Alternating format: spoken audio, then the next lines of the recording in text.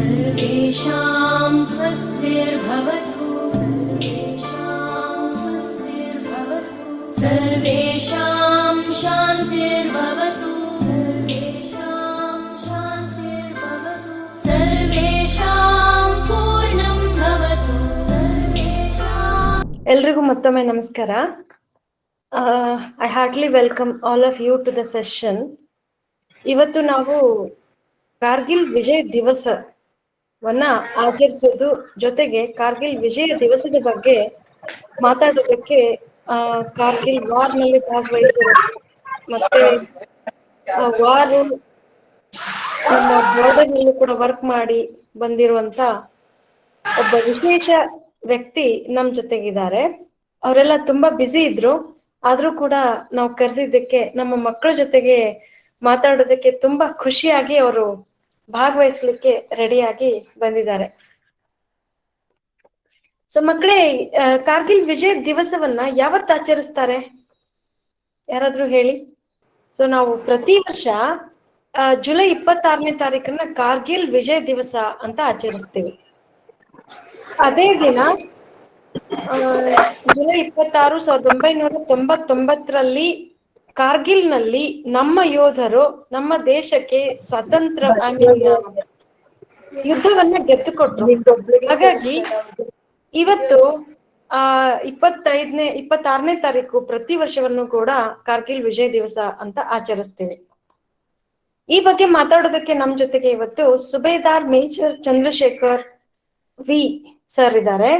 ಇವರು ಮೂಲತಃ ಬೆಳಗಲಿ ಅವರು, ಧಾರವಾಡ ಜಿಲ್ಲೆಯ ಬೆಳಗಲಿ ಊರಿನವರು.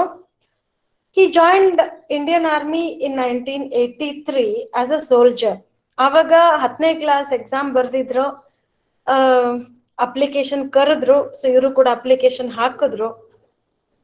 ಇಷ್ಟಪಟ್ಟು ಹೋಗಿದ್ದು ಅಂತಾನು ಗೊತ್ತಿಲ್ಲ, ಆದ್ರೆ ಹೋಗ್ಬೇಕು, ಹೆಂಗೋ ಒಂದ್ ಸಂಬಳ ಸಿಗತ್ತೆ, ಒಂದ್ ಕೆಲ್ಸ ಸಿಗತ್ತೆ ಅಂತ ಬಡತನದ ಒಂದು ವಿಚಾರವಾಗಿ ಅವ್ರು ಅವತ್ತು ಆರ್ಮಿಗೆ ಸೇರ್ಕೊಂಡಿದ್ದೆವು ಅಂತ ಹೇಳ್ತಾರೆ.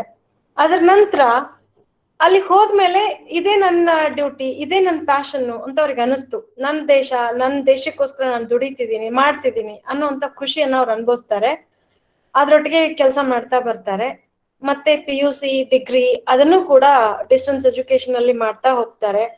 ಎಷ್ಟು ಅವರ ಅಕಾಡೆಮಿಕ್ ನಲ್ಲಿ ಎಷ್ಟು ಜಾಣತನ ಅವರಲ್ಲಿ ಇದೆ ಅಂತಂದಾಗ, ಅಂದ್ರೆ 30 ವರ್ಷ ಸತತವಾಗಿ ಆರ್ಮಿನಲ್ಲಿ ಕೆಲಸ ಮಾಡಿ ನಂತರ ಅವ್ರು ರಿಟೈರ್ಡ್ ಆಗ್ಬೇಕಾಗಿ ಬಂದಾಗ ಅಲ್ಲಿ 30 ವರ್ಷ ಮಾತ್ರ ಸರ್ವಿಸ್ ಮಾಡ್ಬೇಕು, ಅದ್ರ ನಂತರ ಸರ್ವಿಸ್ ಇರಲ್ಲ. ಅದ್ರ ನಂತರ ಅವ್ರು ಬಂದು KPSC ಎಕ್ಸಾಮ್ ನಲ್ಲೂ ಕೂಡ ಅವರು ಪಾಸ್ ಆಗಿ ಈಗ ಎಕ್ಸ್ಟೆನ್ಷನ್ ಆಫೀಸರ್ ಆಗಿ ಕೆಲಸ ಮಾಡ್ತಿದ್ದಾರೆ ತಾಲೂಕಾ ಮೈನಾರಿಟಿ ವೆಲ್ಫೇರ್ ಡಿಪಾರ್ಟ್ಮೆಂಟ್ ನಲ್ಲಿ. ಮತ್ತೆ ಅದಲ್ದೇನೆ ಅವರು ಆರ್ಮಿನಲ್ಲಿ ಇದ್ದಾಗ ವಿವಿಧವಾದ ಕೆಲಸಗಳನ್ನ ಮಾಡಿದ್ದಾರೆ. ಅದ್ರ ಬಗ್ಗೆ ಮಾಹಿತಿ ನಮ್ಗಿದೆ. ಬಟ್ ನನ್ಗೆ ಅದನ್ನ ಕೊನೆಯಲ್ಲಿ ಅಥವಾ ಬಿಗಿನಿಂಗ್ ಅಲ್ಲಿ ಸರ್ ಬಾಯಲ್ಲೇ ಕೇಳ್ಬೇಕು ಅಂತ ಆಸೆ. ಹಾಗಾಗಿ ಅವರನ್ನ ನಾನು ಇಷ್ಟು ಮಾತ್ರ ಪರಿಚಯ ಕೊಟ್ಟು ಉಳಿದಿದ್ದನ್ನ ಅವ್ರ ಹತ್ರ ಕೇಳೋದಕ್ಕೆ ಅನುವು ಮಾಡ್ಕೊಡ್ತೀನಿ. So I heartly welcome Subedar major Chandrashekar sir. ನಿಮ್ಮನ್ನ ನಮ್ ಜೊತೆಗೆ ಇವತ್ತು ನೋಡೋದಕ್ಕೆ ನಿಜವಾಗ್ಲೂ ತುಂಬಾ ಖುಷಿ ಆಗುತ್ತೆ.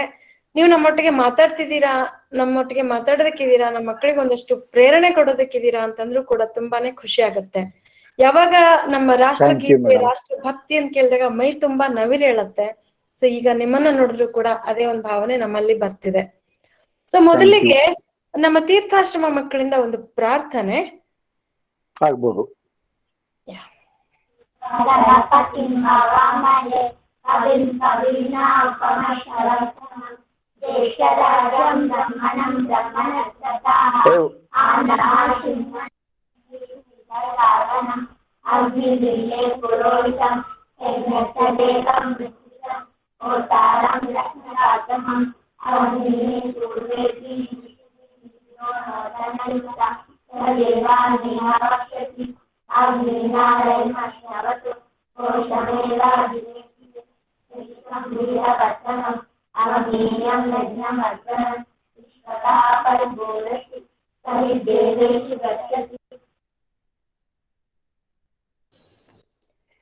ಥ್ಯಾಂಕ್ ಯು ಮಕ್ಕಳೇ, ಥ್ಯಾಂಕ್ ಯು ವೆರಿ ಮಚ್.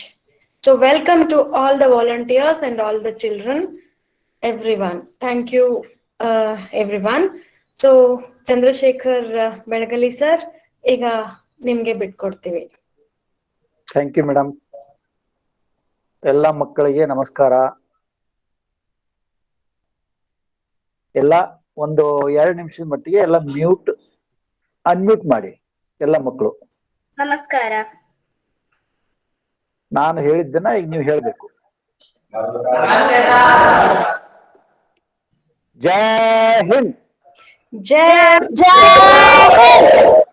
ನಾ ಯಾವಾಗ ಬಂದಿಲ್ಲ.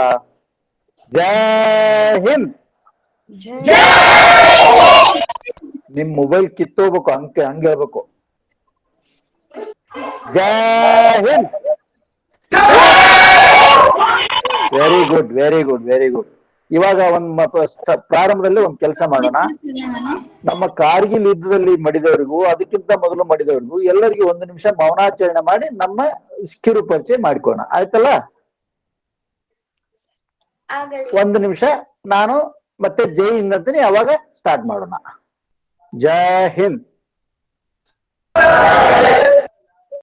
ಹಾ, ನನ್ನ ಪರಿಚಯದ ಬಗ್ಗೆ ತಮ್ಗೆಲ್ಲ ಹೇಳಿದಾರೆ.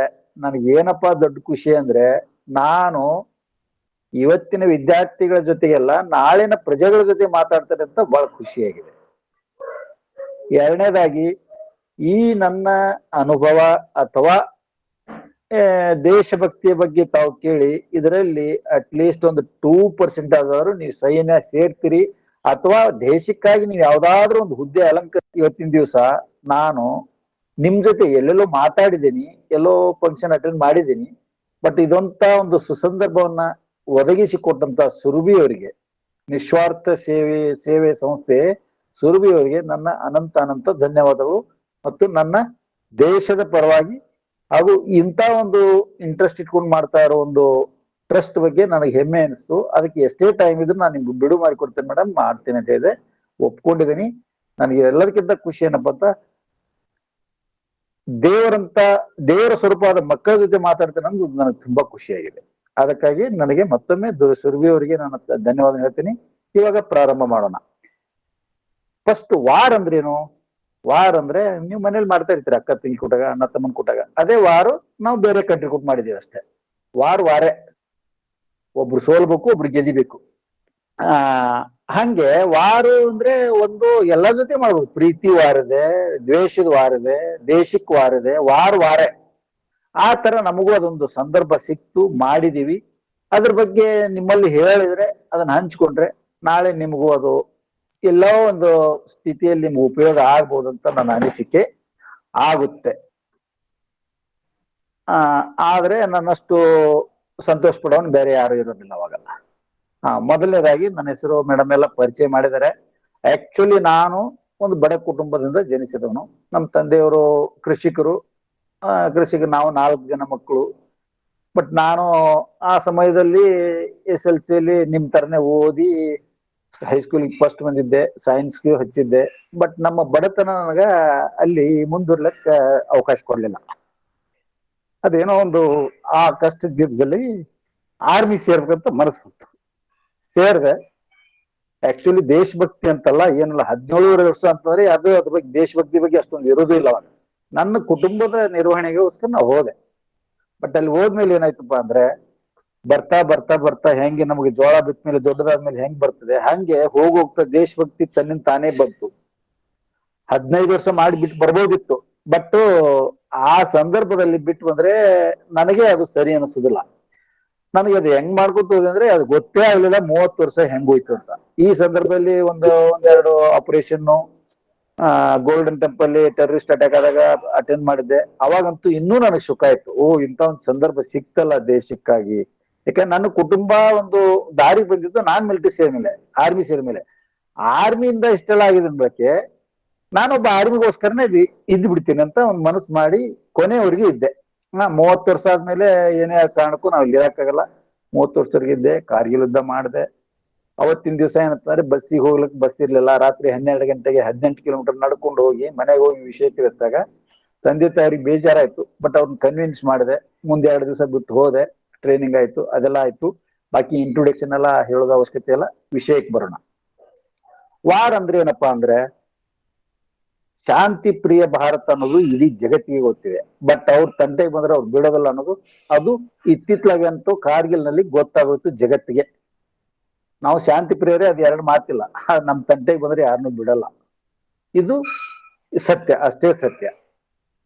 1998ರಲ್ಲಿ 99ರಲ್ಲಿ ನಾನು ಜಮ್ಮು ಕಾಶ್ಮೀರದಲ್ಲೇ ಇದ್ದೆ. ಅವಾಗ ಇದ್ದಾಗ ಅಚಾನಕ್ ಆಗಿ ಹೆಂಗಾಯ್ತಪ್ಪ ವಾರ್ ಅಂದ್ರೆ, ನಮ್ಮದು ಬಾರ್ಡರ್ ಇರೋದು ಸಿಯಾಚಿನು ಈ ತರ ಜಮ್ಮು ಕಾಶ್ಮೀರ. ನೀವು ಹಿಮಾಲಯ ಪರ್ವತದ ಬಗ್ಗೆ ಕೇಳಿದ್ದೀರಲ್ಲ ಶಾಲೆಯಲ್ಲಿ.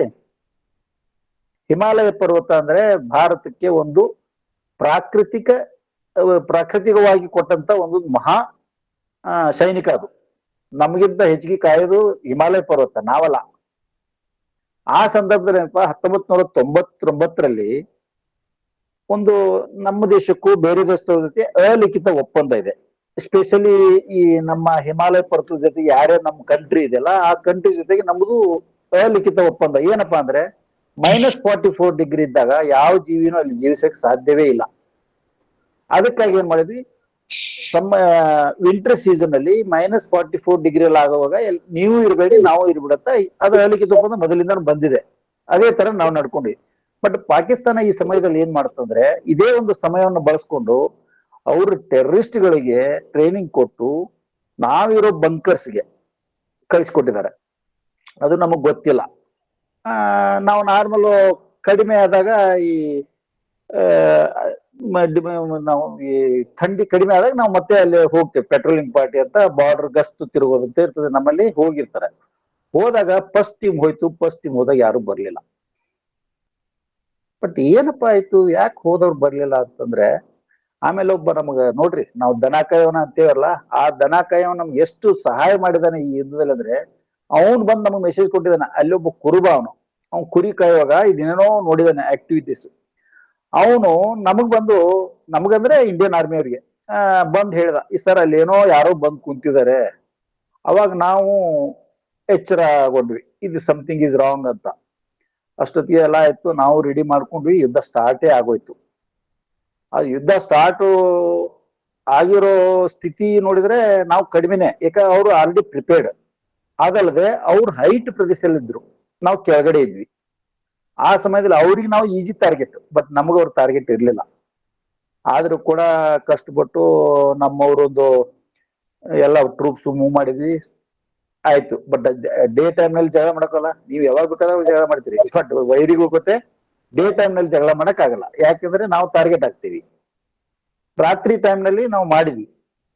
ಯುದ್ಧ ಸ್ಟಾರ್ಟ್ ಆಯ್ತು. ಅವ್ರ ಮೇಲ್ಗಡೆ ಇದಾರೆ, ನಾವು ಕೆಳಗಡೆ ಇದ್ದೇವೆ. ಇದೇ ಬೋಫೋರ್ಸ್ ಬಗ್ಗೆ ಕೇಳಿರ್ಬೇಕಲ್ಲ, ಅದು ಮೀಡಿಯಾದಲ್ಲಿ ಅದ್ರ ಬಗ್ಗೆ ಒಳ್ಳೇದು ಕೆಟ್ಟದ್ದು ಬಹಳ ಬಂದಿದೆ. ಬಟ್ ಆ ಸಮಯದಲ್ಲಿ ನಮಗೆ ಕೈ ಹಿಡಿದಿದ್ದು ಬೋಫೋರ್ಸ್ ಗನ್. ನಾವು ಕೆಳಗಿಂದ ಬೂಫರ್ಸ್ಕೊಂಡು ಆಡ್ಸ್ಕೊಂಡು ಯಾರು ಎದೆಗುಡ್ಲಿಲ್ಲ. ಯಾಕಂದ್ರೆ ಒಬ್ಬ ಸೈನಿಕನಿಗೆ ಮುಖ್ಯವಾಗಿದ್ದು ಏನಂದ್ರೆ, ಅವನ ಸರ್ವಿಸ್ ನಲ್ಲಿ ಒಂದು ಯುದ್ಧ ಆದ್ರೆ ಅವನು ಪರಿಪೂರ್ಣ ಸೈನಿಕ ಅಂತ ಅವನು ಭಾವಿಸ್ತಾನೆ. ಯಾಕ ಒಂದು ಯುದ್ಧ ನಮ್ಮ ಶೌರ್ಯ ಏನಂತ ತೋರ್ಸ್ಬೇಕಾದ್ರೆ ನಾವು ಯುದ್ಧ ಆದ್ರೆ ತೋರ್ಸಕ್ ಸಾಧ್ಯ. ಅದೇ ತರ ನಮ್ಗದೊಂದು ಸಂದರ್ಭ ಸಿಕ್ತು, ಯಾರು ಧೃತಿಗೆಡಲಿಲ್ಲ, ಎಲ್ಲರಿಗೂ ಖುಷಿ ಆಯ್ತು. ತುಂಬಾ ದಿವಸದ ಮೇಲೆ ನಮ್ಗೊಂದು ಅವಕಾಶ ಸಿಕ್ಕಿದೆ ನಮ್ಮ ಭಾರತಾಂಬೆಯ ಸೇವೆಯನ್ನ ಮಾಡ್ಲಿಕ್ಕಂತ. ಆ ಒಂದು ಅವಕಾಶವನ್ನ ಸದುಪಯೋಗ ಪಡಿಸ್ಕೊಂಡು ಸುಮಾರು 2 ತಿಂಗಳೊಳಗೆ ಈ ಹಿಸ್ಟ್ರಿಯಲ್ಲೇ ಇಷ್ಟೊಂದು ಲಾಂಗ್ ಪೀರಿಯಡ್ ನಡೆದಿರೋದು ಇದೇ ಫಸ್ಟ್ ಟೈಮ್ ಕಾರ್ಗಿಲ್ ಯುದ್ಧ. ಕಾರ್ಗಿಲ್ ಅಂತ ಎಲ್ಲಿದೆ ಗೊತ್ತಲ್ಲ ಮಕ್ಕಳೇ? ಜಮ್ಮು ಕಾಶ್ಮೀರದ ಒಂದು ಜಿಲ್ಲೆ ಅದು. ಅದು ಅತಿ ದಟ್ಟವಾದ ಹಿಮಾಲಯ ಪರ್ವತದಲ್ಲಿ ಸಿಗ್ತದೆ ನಿಮ್ಗೆ. ಅಲ್ಲಿ ಡಿಸ್ಟಿಕ್ ಅಂದ್ರೆ ನಮ್ಮ ಹುಬ್ಬಳ್ಳಿ, ಧಾರವಾಡ ಈ ತರ ಡಿಸ್ಟಿಕ್ ನಿಮ್ಗೆ ಕಾಣಲ್ಲ. ಅಲ್ಲಿ ಬಿರಿ ಐಸೆ ಡಿಸ್ಟಿಕ್ ಅಲ್ಲಿ. ಆ ತರ ಒಂದು ಹವಾಮಾನದಲ್ಲಿ ನಾವು ಯುದ್ಧ ಮಾಡಿದ್ವಿ, ಜಯಿಸಿದ್ವಿ. ಅದಕ್ಕೆ ಎಲ್ಲರದು ಕಾರಣ ಏನಂದ್ರೆ 130 ಕೋಟಿ ಭಾರತೀಯರು. ಯಾಕಂದ್ರೆ ಅವಾಗ ಮಾಧ್ಯಮ ಇಷ್ಟೊಂದು ತೀವ್ರತೆಯಾಗಿರಲಿಲ್ಲ. ಮಾಧ್ಯಮದವ್ರು ಕೊಟ್ಟಿದ ಒಂದು ಪ್ರಚಾರ ಏನಿದೆಲ್ಲ, ಅದೇ ನಮ್ಗೆ ಅರ್ಧ ಧೈರ್ಯ ತತ್ತು. ನಮಗೋಸ್ಕರ ಎಷ್ಟೊಂದು ಜನ ಆಸೆ ಕಣ್ಣಿಂದ ನೋಡ್ತಿದ್ದಾರೆ. ಅದು ಇನ್ನೂ ನಮ್ಗೆ ಇದಾಯ್ತು. ಈ ಯುದ್ಧದಲ್ಲಿ ಸಕ್ಸಸ್ ಆಗ್ಲಿಕ್ಕೆ ಆರ್ಮಿಗೆ ಇದು ಒಂದು ಕಾರಣ, ಮಾಧ್ಯಮ ಮತ್ತು ನಮ್ಮ ಸಹೋದರ ಸಹೋದರಿಯರು. ಯಾಕಂದ್ರೆ ತುಂಬಾನೇ ಆ ಟೈಮ್ ನಲ್ಲಿ ಈ ಒಂದು ರಾಜಕಾರಣಿ ಆಗ್ಲಿ ಯಾವನೇ ಆಲ್ ಓವರ್ ಇಂಡಿಯನ್ ಆ ತರ ನಮ್ಗೆ ಸಪೋರ್ಟ್ ಮಾಡಿದ್ರು. ಅದರಿಂದ ಗೆಲ್ಲೋಕ್ ಸಾಧ್ಯ ಇತ್ತು. ಅಲ್ಲಿ ನಮ್ಮವರು ಒಂದು 527ರಿಂದ 530 ಇರ್ಬೋದು, 530 ಜನ ತೀರ್ಕೊಂಡ್ರು. ಅವರೆಲ್ಲ ಸ್ವರ್ಗವಾಸಿಗಳು, ನನ್ನ ಸಹೋದರರು. ಅವ್ರ ಕುಟುಂಬಕ್ಕೂ ಈಗೂ ನಮಗೆ ಅದು ಕೇಳಿದ್ರೆ ಬೇಜಾರಾಗುತ್ತೆ, ಬಟ್ ಒಂದರಿಂದ ಹೆಮ್ಮೆನೂ ಅನಿಸ್ತದೆ. ಯಾಕಂದ್ರೆ ಅವ್ರಿಗೆ ಆ ಅವಕಾಶ ಆದ್ರೂ ಸಿಕ್ತಲ್ಲಪ್ಪ, ದೇಶಕ್ಕಾಗಿ ಹೋರಾಡಿ ಪ್ರಾಣ ಕೊಡುವಂತ ಒಂದು ತ್ಯಾಗಮಯ ಆದ್ರು ಅಂತ, ಅದು ಒಂದು ಅವಕಾಶ ಇದೆ. ಅದೇ ತರ ಈಗಿನ ನಮ್ಮ ಇದರಲ್ಲಿ ಭಕ್ತಿ, ದೇಶಭಕ್ತಿ ಬರೋದು ಅಂದ್ರೆ ಮಿಲಿಟರಿಗೆ ಹೋಗ್ಬೇಕು ಮಾಡ್ಬೇಕು ಅನ್ನೋದು ಬರೋದು ಇಬ್ಬರಿಗೆ. ಯಾರು, ಒಬ್ಬ ಅತಿ ಬಡವನಿಗೆ, ಇನ್ನೊಬ್ಬ ಯಾರು, ಅವ್ರ ಮನೆಯಲ್ಲಿ ಯಾರಾದ್ರೂ ಆ ತರ ದೇಶಭಕ್ತರು ಇದ್ರೆ ಅವ್ರಿಗೆ ಗೊತ್ತಿರ್ತದೆ. ಈಗ ಮಿಲಿಟರಿಗೆ ಹೋಗಿರ್ಲಿ ಅಥವಾ ದೊಡ್ಡ ಕವಿಗಳಾಗಿರ್ಲಿ, ದೊಡ್ಡ ಪ್ರಸಿದ್ಧ ಯಾರೋ ಹೋಗಿರ್ಲಿ. ಈಗ ಅಬ್ದುಲ್ ಕಲಾಂ ಅಂತವ್ರು, ಅವ್ರು ಮಿಲಿಟರಿಗೇನು ಹೋಗ್ಲಿಲ್ಲ, ಬಟ್ ಅಷ್ಟೊಂದು ಸೇವೆ ಮಾಡಿದ್ರು ಅವರು. ಅವ್ರು ಎಲ್ಲರಿಗೂ ಪ್ರೇರಣೆ ಆಗಿದ್ದಾರೆ. ಈಗ ಅದೇ ತರ ಇದ್ದವ್ರಿಗೆ ದೇಶಭಕ್ತಿ ಬರ್ತದೆ. ಇನ್ನೊಂದು ಬಡವರು, ನನ್ನ ತರ ಬಡವತನಕ್ಕೆ ಕಷ್ಟಪಟ್ಟು ಹೋಗಿರ್ತೀವಿ, ಅಲ್ಲಿ ಹೋದ್ಮೇಲೆ ಆಟೋಮೆಟಿಕ್ಲಿ ನಮಗೆ ದೇಶಭಕ್ತಿ ಅನ್ನೋದು ಬರ್ತದೆ. ಬಟ್ ಈಗ ನಾವು ಏನ್ ಮಾಡ್ಬೇಕಾಯ್ತಾರಪ್ಪ ಅಂದ್ರೆ, ದೇಶ ನನಗೇನ್ ಮಾಡಿದೆ, ದಟ್ ಈಸ್ ನಾಟ್ ಇಂಪಾರ್ಟೆಂಟ್. ನಾನು ದೇಶಕ್ಕಾಗಿ ಏನ್ ಮಾಡಿದ್ದೇನೆ, ಈ ಭಾರತಾಂಬೆಯ ಜನಿನಲ್ಲಿ ಹುಟ್ಟಿ ಭಾರತಕ್ಕಾಗಿ ನಾ ಏನ್ ಮಾಡ್ಬೇಕು ಅದನ್ನಷ್ಟೇ ಯೋಚನೆ ಮಾಡ್ಬೇಕು ಹೊರತು ಭಾರತ ನನಗೇನ್ ಮಾಡಿದೆ ಅಂತ ಕೇಳೋದು ಅದೊಂದು ಹುಂಬತನ ಅಂತ ಅನಿಸ್ತದೆ. ಅದೇ ತರ ನಾನು ಮಾಡಿದ ಸರ್ವಿಸ್ ಮಾಡಿದೆ. ಅಲ್ಲಿ ಇತ್ತೀಚೆಗೆ ನಮ್ಮ ಭಾರತವನ್ನ ಯಾರು ಕೆಣಕಲೆ ಸಾಧ್ಯ ಇಲ್ಲ. ಯಾಕಂದ್ರೆ ಬರ್ಬರ್ತಾ ಎಷ್ಟೊಂದು ಗಟ್ಟಿಯಾಗಿದೆ ಅಂದ್ರೆ, ಇತ್ತೀಚೆಗೆ ನಡೆದ ಚೈನಾದವ್ರನ್ನೇ ನೋಡಿರ್ಬೋದು ನೀವು, ಅವರೇ ಹಿಂದಕ್ಕೆ ಹೋದ್ರು. ಯಾಕೆ, ನಮ್ಮಲ್ಲಿ ಮೊದಲು ಮನಸ್ಸು ಧೈರ್ಯ ಇರ್ಬೇಕು. ಯಾವುದೇ ನಾಳೆ ಎಕ್ಸಾಮ್ ಬರೆಯೋದಾಗ್ಲಿ, ನಾವು ಫಸ್ಟ್ ಧೃತಿಗೆಟ್ರೆ ಅರ್ಧ ಸೋತಂಗೆ. ಒಬ್ಬ ಯೋಧನದ್ ಏನಂದ್ರೆ, ಅವನು ಸತ್ತ ಮೇಲೂ ಸೋಲನ್ನ ಒಪ್ಪಿಕೊಳ್ಳೋದಿಲ್ಲ, ಅದು ಯೋಧನ ಗುಣ. ಅದೇ ತರ ನೀವು ಮಕ್ಕಳು ಹಂಗೆ ಇರ್ಬೇಕು. ಇವಾಗಿನಿಂದ ನೀವು ಮಾಡಿ. ನೀವು ಡಾಕ್ಟರ್ ಆದ್ರೂ ದೇಶ ಸೇವೆನೆ, ಎಲ್ಲರನ್ನು ಸೈನಿಕರಾಗಕ್ಕಾಗೋದಿಲ್ಲಲ್ಲ, ಡಾಕ್ಟರ್ ಆದ್ರೂ ದೇಶ ಸೇವೆನೆ, ಅಲ್ಲಿ ಒಂದು ಒಳ್ಳೆ ಕೆಲಸ ಮಾಡ್ಬೋದು ದೇಶಕ್ಕಾಗಿ. ಒಬ್ಬ ಇಂಜಿನಿಯರ್ ಆದ್ರೂ ಒಳ್ಳೆ ಸೇವೆ ಮಾಡ್ಬೋದು. ಅದಕ್ಕೆ ಮಿಲಿಟರಿಗೆ ಹೋಗಿ ನಾವು ದೇಶಕ್ಕೆ ಕಾಪಾಡ್ಬೇಕು ಅನ್ನೋದು ಅಲ್ಲ. ಈಗ ಅಬ್ದುಲ್ ಕಲಾಂ ಅವ್ರವ್ರೇನು ಸೈನಿಕರಾಗಿರ್ಲಿಲ್ಲ, ಆದ್ರೆ ಅವ್ರು ಎಷ್ಟೊಂದು ಒಳ್ಳೆ ಕೆಲಸ ಮಾಡಿದ್ದಾರೆ. ಆ ತರ ತಾವು ಎಲ್ಲರೂ ಆಗ್ಬೇಕು. ಆಮೇಲೆ ಕಾರ್ಗಿಲ್ ದಿವಸ ವರ್ಷನೂ ಯಾಕೆ ನಾವು ಆಚರಣೆ ಮಾಡ್ಬೇಕು? ಈಗ ನೋಡಿ, ನಿಮ್ಗೆ ಸುಮಾರು ಜನರಿಗೆ ಗೊತ್ತೇನೆ ಇಲ್ಲ ಕಾರ್ಗಿಲ್ ಇದ್ದಾದ್ರೆ. ಬಟ್ ಇದನ್ನ ಆಚರಿಸಿರೋದ್ರಿಂದ, ಇಂಥ ಸುರ್ವಿ ಇನ್ನೂ ಅನೇಕ ಸಂಸ್ಥೆಗಳು ಇದನ್ನ ಮಾಡೋದ್ರಿಂದ ಇವಾಗಿನ ಯುವ ಪೀಳಿಗೆಗೆ ಅದ್ರ ಬಗ್ಗೆ ಗೊತ್ತಾಗ್ತದೆ. ಹೆಂಗೆ ಟಿವಿಯಲ್ಲಿ ಅಡ್ವರ್ಟೈಸ್ಮೆಂಟ್ ವಾಪಸ್ ತೋರಿಸ್ತಾರಲ್ಲ ನಮಗ, ಲೈಫ್ ಆಯ್ತು ನೋಡ್ರಿ, ಲೈಫ್ ಆಯ್ತು ನೋಡ್ರಿ, ಕೇಳಿದ್ರೆ ಒಂದ್ಸಾರಿ ತೋತಾರ ಅವ್ರು.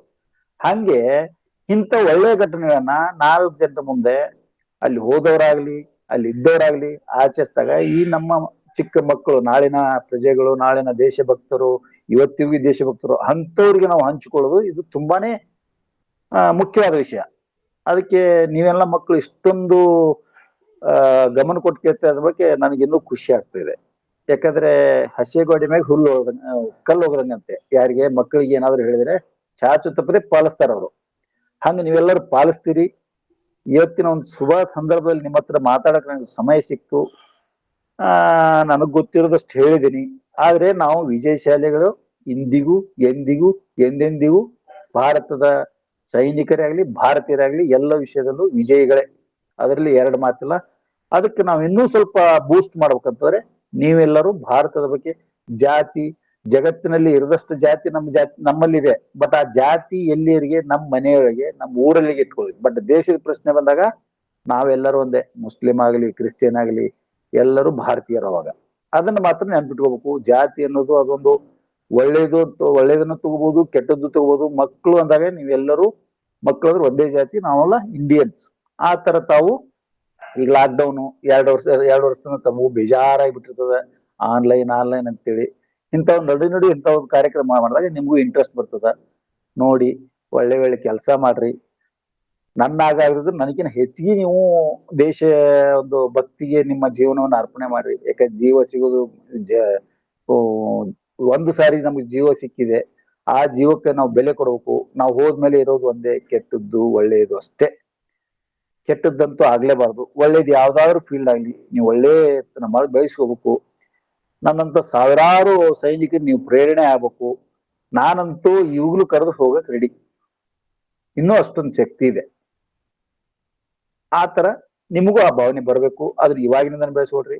ನಾನು ಸ್ಕೂಲಲ್ಲಿ 10ನೇ ತರಗತಿ ಬೀಳ್ಕೊಡಿ ಕೊಡ್ತಾರಲ್ಲ, ಅವಾಗ ನನಗೆ ಗೊತ್ತೇ ಇಲ್ಲ ಆರ್ಮಿ ಅಂದ್ರೆ ಏನು, ಮಿಲಿಟರಿ ಅಂದ್ರೆ ಏನಾಗತ್ತಪ್ಪ ಅಂತ. ಅವಾಗ ಹೇಳ್ಬೇಕಾಗ್ತದಲ್ಲ, ಟೀಚರ್ ಕೇಳ್ತಾರ, ಆಯ್ತಪ್ಪ ನೀನು ಮುಂದಿನ ಗುರಿ ಏನು, SSLC ಬೀಳ್ಕೊಂಡ್ ಮಾಡ್ತೇವಿ ಅಂತಂದ್ರು. ನನ್ಗ ಅವತ್ ಗೊತ್ತಿಲ್ಲ ಏನಂತ, ನಾ ಮಿಲ್ಟ್ರಿಗೆ ಹೋಗ್ಬೇಕ್ರಿ ಅಂತಿದ್ದೆ. ಯಾಕಂದ್ರೆ ಈ ಮಿಲ್ಟ್ರಿಗೆ ಹೋಗ್ಬೇಕಂತ, ನಮ್ಮ ಮನೇಲಿ ನಾವು 4 ಮಂದಿ ಮಕ್ಕಳು, ನಮ್ಮ ತಂದೆಯವ್ರಿಗೆ. ಅವ್ರು ನನ್ನಲ್ಲಿ ಏನ್ ಕಂಡಿದ್ರು ಗೊತ್ತಿಲ್ಲ, ಏನಾದ್ರು ನಾ ತಪ್ಪು ಮಾಡಿದಾಗ ನೀ ಬಾಳ ಕಿಡಿಗಿಡಕ್ಕಿ, ನಿನ್ ಮಿಲ್ಟ್ರಿಗೆ ಕಳಿಸ್ತೇನೆ ಅಂತಿದ್ರು ಅವ್ರು. ನನಗದೊಂದು ಆತರ, ಮಿಲ್ಟ್ರಿ ಕಳಿಸ್ತೀನಿ ನಮ್ಮ ಅಪ್ಪಾರ ಯಾಕೆ ಅಂತಾರ, ಅದ್ರ ಬಗ್ಗೆ ಅವಾಗ ನನಗೆ ಅದ್ರ ಬಗ್ಗೆ ಆತುರತೆ ಶುರುವಾತು. ನೋಡೋಣ ಏನಿದೆ ಇದರಲ್ಲಿ ಅಂತೇಳಿ ಅದ್ರ ಬಗ್ಗೆ ಹೆಂಗೆ ಸ್ಟಡಿ ಮಾಡಿ ಸುಮಾರು ಜನರು ಅನ್ಎಜುಕೇಟೆಡ್ ಇದ್ದವರು ನನಗೆ ಹೆಲ್ಪ್ ಮಾಡಿದ್ರು. ಬೆಳಿಗ್ಗೆ ಓಡೋದಾಗ್ಲಿ, ಬೆಳಿಗ್ಗೆ 5 ಗಂಟೆಗೆಲ್ಲ ಎದ್ದು ರನ್ನಿಂಗ್ ಅಲ್ಲಿ ಹೋಗ್ಬೇಕು, ರನ್ನಿಂಗ್ ಹೋಗ್ಬೇಕಂತ ಅದನ್ನು ಮಾಡಿದೆ, ಎಲ್ಲ ಮಾಡಿದೆ. ಕೊನೆಗೆ ಕೈ ಹಿಡಿದಿದ್ದು ನನ್ನ ಶ್ರಮ. ಆ ಶ್ರಮದಿಂದ ಇವತ್ತು ಒಂದು 2 ಹೊತ್ತಿನ ಊಟ ಸಿಗ್ತದ್ರೆ ಅದು ನನ್ನ ಭಾರತಾಂಬೆಯ ಕೃಪೆ. ಅದೇ ತರ ತಾವೆಲ್ಲರೂ ಈ ಒಂದು ಸದುಪಯೋಗನ ಬಳಸ್ಕೊತೀರಿ. ಮುಂದಿನ ಈ ಸುಮಾರು ಜನ ಸೈನಿಕರಾಗ್ತೀರಿ. ಅವತ್ತು ನೀವು ಇದೇ ತರ ಒಂದು ಮಾಡುವ ಅವಕಾಶ ದೇವರು ಕಲ್ಪಿಸಿಕೊಡ್ಲಿ, 4 ಜನರಿಗೆ ಹೇಳುವ ಅವಕಾಶ. ಅದಕ್ಕೆ ಸುರಭಿ ಅಂತ ಇನ್ನೂ 100 ಸಂಸ್ಥೆಗಳು ಹುಟ್ಟಿಕೊಳ್ಳಲಿ, 4 ಜನರಿಗೆ ಒಳ್ಳೇದಾಗಲಿ. ಇದೇ ಈ ಮಾಜಿ ಸೈನಿಕನ ಒಂದು ಆಶೆ. ಹೇಳ್ಬೇಕಾಯ್ತು ಸುಮಾರಿದೆ, ಸಂದರ್ಭ ಬಂದಾಗ ಹೇಳೋಣ. ಇವತ್ತು ನಮ್ಮ ಸೈನ್ಯ ನಾವು ಹೆಮ್ಮೆ ಪಡ್ಬೇಕಾಗಿದ್ದೇನಪ್ಪ ಅಂದ್ರೆ, ಭಾರತದಲ್ಲಿ ಜಗತ್ತಿನ ಅತಿ ಆತ್ಮವಿಶ್ವಾಸ ತುಂಬಿರುವಂತ ಒಂದು ಸೈನ್ಯ ಅಂದ್ರೆ ಅದು ಭಾರತ ಮಾತ್ರ. ಸೋಲನ್ನು ಮಾತೇ ಇಲ್ಲ, ಸೋಲೋದಂತೂ ಇಲ್ಲವೇ ಇಲ್ಲ. ಗೆಲುವು ನಮ್ದೆ, ಹೋಗೋದು ನಾವು ಆಸೆ ಇಟ್ಕೊಂಡು ಹೋಗ್ಬೇಕು. ಆದ್ರೆ ಅದನ್ನ ನಮ್ಮ ಇವರು ಅಬ್ದುಲ್ ಕಲಾಂ ಹೇಳ್ದಂಗೆ, ಕನಸನ್ನ ರಾತ್ರಿ ನಿದ್ದೆಯಲ್ಲಿ ಕಾಣಬಾರ್ದು, ಎಚ್ಚರಿದ್ದ ಕನಸು ಕಾಣಬೇಕು, ಅದನ್ನ ನನಸು ಮಾಡ್ಕೋಬೇಕು, ನಿದ್ದೆಯಲ್ಲಿ ಮಾಡ್ಕೋಬೇಕು. ಹಂಗೆ ನಮ್ಮ ಗುರಿ ಒಂದಿದ್ರೆ ಏನಾದ್ರೂ ಸಾಧಿಸಬಹುದು. ಅದಕ್ಕೆ ಇವತ್ತೇ ಒಂದು ಉದಾಹರಣೆ, ನಮ್ಮ ಭಾರತದ ಮಹಿಳೆ ಒಂದು ಸಿಲ್ವರ್ ಮೆಡಲ್ ಅನ್ನ ಒಲಿಂಪಿಕ್ ಅಲ್ಲಿ ಗೆದ್ದಿದ್ದಾರೆ, ಟೋಕಿಯೋದಲ್ಲಿ ವೇಟ್ ಲಿಫ್ಟಿಂಗ್ ಅಲ್ಲಿ. ಈಗ ಎಷ್ಟು ಹೆಮ್ಮೆ ಪಡ್ತೀವಿ ನಾವು. ನಾನು ಬೆಳಗಿನಿಂದ ನೋಡ್ತಾ ಇದ್ದೀನಿ, ಎಲ್ಲಾ ಮೀಡಿಯಾದಲ್ಲಿ ಬರ್ತಾ ಇದೆ. ಮೊದಲು ಯಾರು ಒಲಿಂಪಿಕ್ ಗೆದ್ರು ಗೊತ್ತಾಯ್ತಲ್ಲ, ಏನಿಲ್ಲ. ಆ ತರ ನಾವು ಪ್ರಚಾರ ಕೊಡ್ಬೇಕು, ಒಳ್ಳೇದಕ್ಕೆ ಪ್ರಚಾರ ಕೊಡ್ಬೇಕು, ಕೆಟ್ಟದ್ದನ್ನ ಅಲ್ಲೇ ಮುಚ್ಚಬೇಕು. ಈಗ ನಿಮ್ಗೆ ಕೈಯಾಗಿ ಫೋಟೋ ಮೊಬೈಲ್ ಸಿಕ್ಕ ತಕ್ಷಣ ಯಾವ್ದೋ ಚಾಟ್ ಮಾಡಿ, ಯಾವ್ದೋ ಬೇಡವಾದನ್ನ ಹಾಕಿ ಇನ್ನೊಬ್ಬರಿಗೆ ತೊಂದರೆ ಕೊಡೋಣ. ನಿಮ್ಮ ಒಳ್ಳೆ ಗುಣಗಳನ್ನ ಅದ್ರಿಗೆ ಕಳಿಸಿದ್ರೆ 4 ಜನ ಲೈಕ್ ಮಾಡ್ತಾರೆ, 4ರಲ್ಲಿ ಯಾರೋ ಒಬ್ಬರಾದ್ರೂ ಫಾಲೋ ಮಾಡ್ತಾರೆ. ಒಂದು ಪಾಸಿಟಿವ್ ಸಕಾರಾತ್ಮಕ ಚಿಂತೆಯಿಂದ ನಾವು ಹೋದ್ರೆ ಯಶಸ್ಸು ಖಂಡಿತ ಇರ್ತದೆ. ಇನ್ನು ನೀವೇನಾದ್ರೂ ಕೇಳಿದ್ರೆ ಹೇಳ್ತೀನಿ. ಇನ್ನು ನನ್ನ ಬಗ್ಗೆ ನಾ ಹೇಳೋದು, ಯಾಕಂದ್ರೆ ನೀವೇನು ಆಸೆ ಪಟ್ಟಿದ್ರಿ ಅಂತ ನನ್ಗೆ ಗೊತ್ತಿಲ್ಲ, ನನಗ್ ತಿಳಿದು ನಾ ಹೇಳಿದೀನಿ. ನೀವೇನಾದ್ರೂ ಯುದ್ಧ ಬಗ್ಗೆ ಆಗ್ಲಿ, ಇಲ್ಲ ಸೈನಿಕರ ಬಗ್ಗೆ ಆಗ್ಲಿ, ಇಲ್ಲ ನಮ್ಮ ದೇಶದ ಸೈನ್ಯದ ಬಗ್ಗೆ ಆಗ್ಲಿ ಏನಾದ್ರು ಕೇಳಿದ್ರೆ ನನ್ನ ಹತ್ರ ಇರುವ ಅನುಭವನ ನಿಮ್ಮ ಹತ್ರ ಹಚ್ಕೋತೀನಿ. ಆದ್ದರಿಂದ ನಾವು ಜಬರಸ್ತಿ ನಿಮ್ಗೆ ಉಣಿಸೋಕೆನಾ, ನಿಮಗೇನ್ ಬೇಕೋ ಅದನ್ನ ಕೊಟ್ರೆ ನಿಮ್ಗೆ ಹೊಟ್ಟೆ ತುಂಬುತ್ತದೆ. ಅದಕ್ಕೆ ನಾನು ನಿಮ್ಮೆಲ್ಲರಿಗೂ ಒಂದೊಂದು ಅವಕಾಶ ಕೊಡ್ತೀನಿ, ನೀವು ಕೇಳ್ಬೋದು. ಯಾರಿಗೆ ಏನಾದ್ರು ಸಂದೇಹಗಳು ಏನಾದ್ರು ಇದ್ರೆ ಕೇಳ್ಬೋದು. ಇನ್ನೊಂದು ಸುದ್ದಿ ಏನಂದ್ರೆ, ಒಳ್ಳೆ ಸುದ್ದಿ ಅಂದ್ರೆ, ಇವಾಗ ಮಹಿಳೆಯರು ಸೈನಿಕರಾಗಬಹುದು. ಇತ್ತೀಚೆಗೆ ಫಸ್ಟ್ ಇದೇ ವರ್ಷ ಅದಾಗಿದೆ. ನಿಜವಾಗಿ ಮಹಿಳೆಯರ ಹತ್ರ ಇರೋ ಒಂದು ಶ್ರದ್ಧೆ ಭಕ್ತಿ ಗಂಡ್ಮಕ್ಳ ಹತ್ರ ಇರೋಲ್ಲ. ಅದನ್ನ ಕೇಳಿ ನನಗೆ ಅವತ್ತೇ ಖುಷಿ ಆಯ್ತು. ಅದಕ್ಕೆ ಈಗಿನ ಹುಡುಗಿಯರು ನೀವೇನು ತಪ್ಪು ತಿಳಿಯಬೇಕಲ್ಲ, ನಾವು ಸೈನಿಕರಾಗಕ್ಕೆ ಸಾಧ್ಯ ಇಲ್ಲ ಅಂತ. ಬಟ್ ಈಗ ಲಾಸ್ಟ್ ಬ್ಯಾಚ್ ಮೊನ್ನೆ ಆಗಿದೆ, ನೀವು ಸೈನಿಕರಾಗಬಹುದು, ನಿಮ್ಗೂ ಸೇವೆ ಮಾಡಕ್ ಅವಕಾಶ ಇದೆ. ಆದ್ರಿಂದ ಗಂಡು ಹೆಣ್ಣು ಜಾತಿ ಯಾವ್ದು ಇಲ್ಲ, ಒಂದೇ ಒಂದು ಸ್ಥಾನ ಅಂದ್ರೆ ಸೈನಿಕನಾಗೋದು. ಅಲ್ಲಿ ಯಾವ ಜಾತಿನೂ ಇಲ್ಲ. ನಮ್ ಜೊತೆಗೆ ಇಲ್ಲಿ ಹಂಗು ಹಿಂಗ ಅನ್ಬೋದು ನಾವು, ಅಲ್ಲಿ ಯಾವ ಜಾತಿನೂ ಇಲ್ಲ. ಅಲ್ಲಿ ಒಂದೇ ಒಂದು ಜಾತಿ, ನಾನು ಸೈನಿಕ, ನಾನು ನನ್ನ ದೇಶಕ್ಕಾಗಿ ಹೋರಾಡ್ಬೇಕು. ಅದು ಒಂದೇ ಜಾತಿ, ಅದೊಂದೇ ವಾಕ್ಯ. ಗೆಲುವು ನನ್ನದು, ಸೋಲು ವೈರಿದು. ಇದನ್ನೊಂದು ಮಾತ್ರ ಇಟ್ಕೊಂಡು ನಿಮ್ ಹೋದ್ರೆ ಆಗ್ತದೆ. ಯಾರಾದ್ರೂ ನಿಮ್ಮೂರಲ್ಲಿ ನನ್ನಿಂದ ಏನಾದ್ರು ಸಹಾಯ ಬಂದ್ರೆ ನಾನು ನಾನು ಅಡ್ರೆಸ್ ಕೊಟ್ಟಿರ್ತೀನಿ. ದೇಶಕ್ಕೋಸ್ಕರ ಅವ್ರು ಎನಿ ಟೈಮ್ ಹೇಳಿದ್ರೆ ನಾನು ಇಂಥ ಒಂದು ನನ್ನ ಅನುಭವ ಹಂಚುವಾಗ ನಾ ರೆಡಿ ಇದೀನಿ. ಇದೊಂದು ಅವಕಾಶ ಕೊಟ್ಟಿದ್ದಕ್ಕೆ ಸುರಭಿ ಸಂಸ್ಥೆಯವರಿಗೆ ಹಾಗೂ ಶ್ರದ್ಧೆಯಿಂದ ಭಕ್ತಿಯಿಂದ ಕೇಳಿದಂತ ನನ್ನ ಎಲ್ಲ ಪುಟಾಣಿ ಮಕ್ಕಳಿಗೆ ನನ್ನ ಧನ್ಯವಾದಗಳನ್ನ ಅರ್ಪಿಸಿದೀನಿ. ಏನಾದ್ರೂ ಇದ್ರೆ ಕೇಳ್ಬೋದು, ಅದಕ್ಕೆ ನಾನು ಉತ್ತರ ಕೊಡ್ತೀನಿ. ಸರಿ. ಯುದ್ಧದ ಬಗ್ಗೆ ಒಂದ್ ಮಾತು ಹೇಳ್ಬೇಕಂದ್ರೆ, ಅವರು ಸುಮಾರು ಜನ ಹೆಚ್ಚಿಗೆ ಇದ್ದಾರೆ ನಮ್ಮ ಜೊತೆಗೆ, ನಾವು ತುಂಬಾ ಕಡಿಮೆ. ಬಟ್ ಅವ್ರು ಇದ್ದಿದ್ದು 5,000 ಮೀಟರ್ ಮೇಲ್ಗಡೆ ಎತ್ತರದಲ್ಲಿ. ಈಗ ನಿಮ್ಗೆ ಕಾಣಿಸ್ತದಲ್ಲ, ಅದು ಟೈಗರ್ ಹಿಲ್ ಅಂತ ಒಂದು ಹಿಲ್ಗೆ ನಾವು ಹೆಸರಿಟ್ಟಿರೋದು. 5,000 ಮೀಟರ್ ಅಂದ್ರೆ ಸುಮಾರು ಒಂದು 1,600-1,500 ಅಡಿ ಎತ್ತರದಲ್ಲಿ ಅವರಿದ್ರು. ಅಷ್ಟು ಕೆಳಗಡೆ ನಾವಿದ್ವಿ. ಯಾರಿಗೆ ಈಜಿ ಆಗ್ಬೋದು ಮಕ್ಳು ಇದರಲ್ಲಿ? ಗೆಲ್ಲೋದು ಯಾರು ಈಜಿ? ಹೈಟ್ ಇರೋರಿಗೆ. ಬಟ್ ಅದನ್ನ ಅಸಾಧ್ಯವಾಗಿ ತೋರಿಸಿದ್ದು ನಮ್ಮ ಇಂಡಿಯನ್ ಆರ್ಮಿ. ನಾವು ಕೆಳಗಿದ್ಕೊಂಡು ಅವ್ರನ್ನ ಕೊಂದಿದ್ದೀವಿ. ಅದಕ್ಕೆ ಚಪ್ಪಾಳಿ ಬರ್ಲಿ ಅಮ್ಮ ಸೈನಿಕರಿಗೋಸ್ಕರ ನಿಮ್ಮಿಂದ. ಮಕ್ಕಳೇ ಎನ್ಕರೇಜ್ ದೆಮ್. ಅರ್ಥ ಆಯ್ತಾ ಹೇಳೋದು? ಅರ್ಥ ಆಯ್ತಾ ಮಕ್ಕಳೇ? ಅಂದ್ರೆ ಈ ಮೆಳಗಿ ಒಂದು 10 ಫೂಟಿನ ಮಾಳಿಗೆ ಮೇಲೆ ನಿಂತು ನೀವು ಹೊಡೆಯೋದು ಈಜಿನ, ಕೆಳಗಿದ್ದವನ್ ಹೊಡೆಯೋದು ಈಜಿನ, ಮೇಲಿದ್ದವನ್ ಹೊಡೆಯೋದು ಈಜಿ. ಬಟ್ ನಾವು 5,000 ಮೀಟರ್ ಕೆಳಗಿದ್ರು ಕೂಡ ಅವ್ರನ್ನ ಸೋಲ್ಸಿದೇವಲ್ಲ, ಇಂಥ ಒಂದು ಯುದ್ಧದ ಅನುಭವ ಈ ಮೊದಲು ಯಾರಿಗೆ ಆಗಿತ್ತೋ ಇಲ್ಲ ಗೊತ್ತಿಲ್ಲ, ಇನ್ನಾದ್ರೂ ಆಗುತ್ತೆ ಇಲ್ಲ ಗೊತ್ತಿಲ್ಲ, ನಮಗಾಗಿದೆ. ಅದು ಅಷ್ಟೊಂದು ಕಷ್ಟದಲ್ಲಿ ಅಷ್ಟೊಂದು ಗೆದ್ದಿದೇವಲ್ಲ, ಅದು ಇವಾಗೂ ನಮಗೆ ಮಲಗಿದ್ರು ಎದ್ರು ಗುಂಜಿಸ್ತಾ ಇರ್ತದೆ. ಈ ತರ ಮಾಡಿದ್ವಿ, ಈ ತರ ಆತ್ಮತೃಪ್ತಿ ಅನ್ನೋದಿಲ್ಲ, ಅದು ಎಲ್ಲದಕ್ಕಿಂತ ದೊಡ್ಡದು.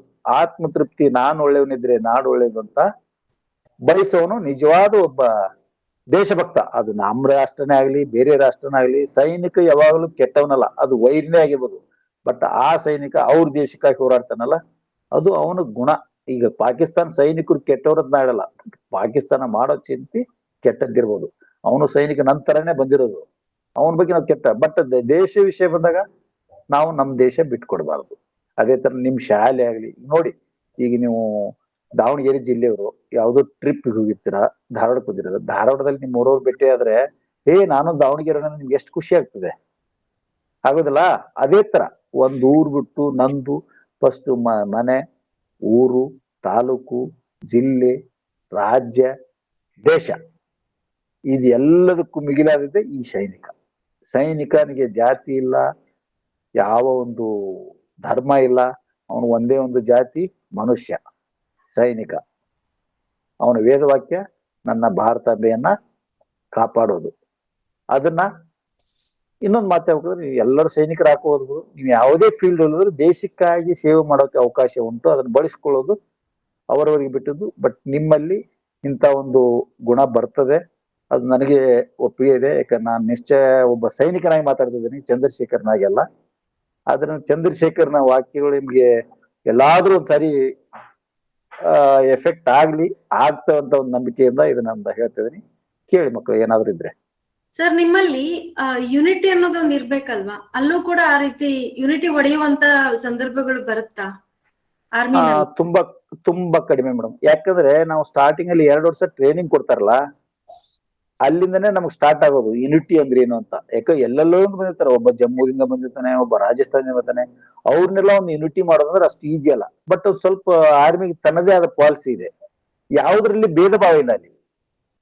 ಆ ವಿಷಯದಲ್ಲಿ ಯಾವ್ದ್ರಿ, ನೀವು ಮುಸ್ಲಿಮಾ, ನಿಮ್ಗೊಂದು ಮಸೀದ್ ಇರ್ತದೆ, ಒಂದ್ ಕ್ರಿಶ್ಚಿಯನಾ ಚರ್ಚ್ ಇರ್ತದೆ, ಹಿಂದೂನಾ ನಿಮ್ಗೊಂದು ಮಂದಿರ್ ಇರ್ತದೆ, ಆ 3 ಒಂದೇ ಸಾಲಲ್ಲಿ ಇರ್ತಾವ. ನೀವು ಅಲ್ಲಿ ಹೋಗ್ಬೇಕು, ಆರ್ಡರ್ ಪ್ರಕಾರ ನೀವು ಪ್ರೇ ಮಾಡ್ಬೇಕು, ಹೊರಗೆ ಬರ್ಬೇಕು.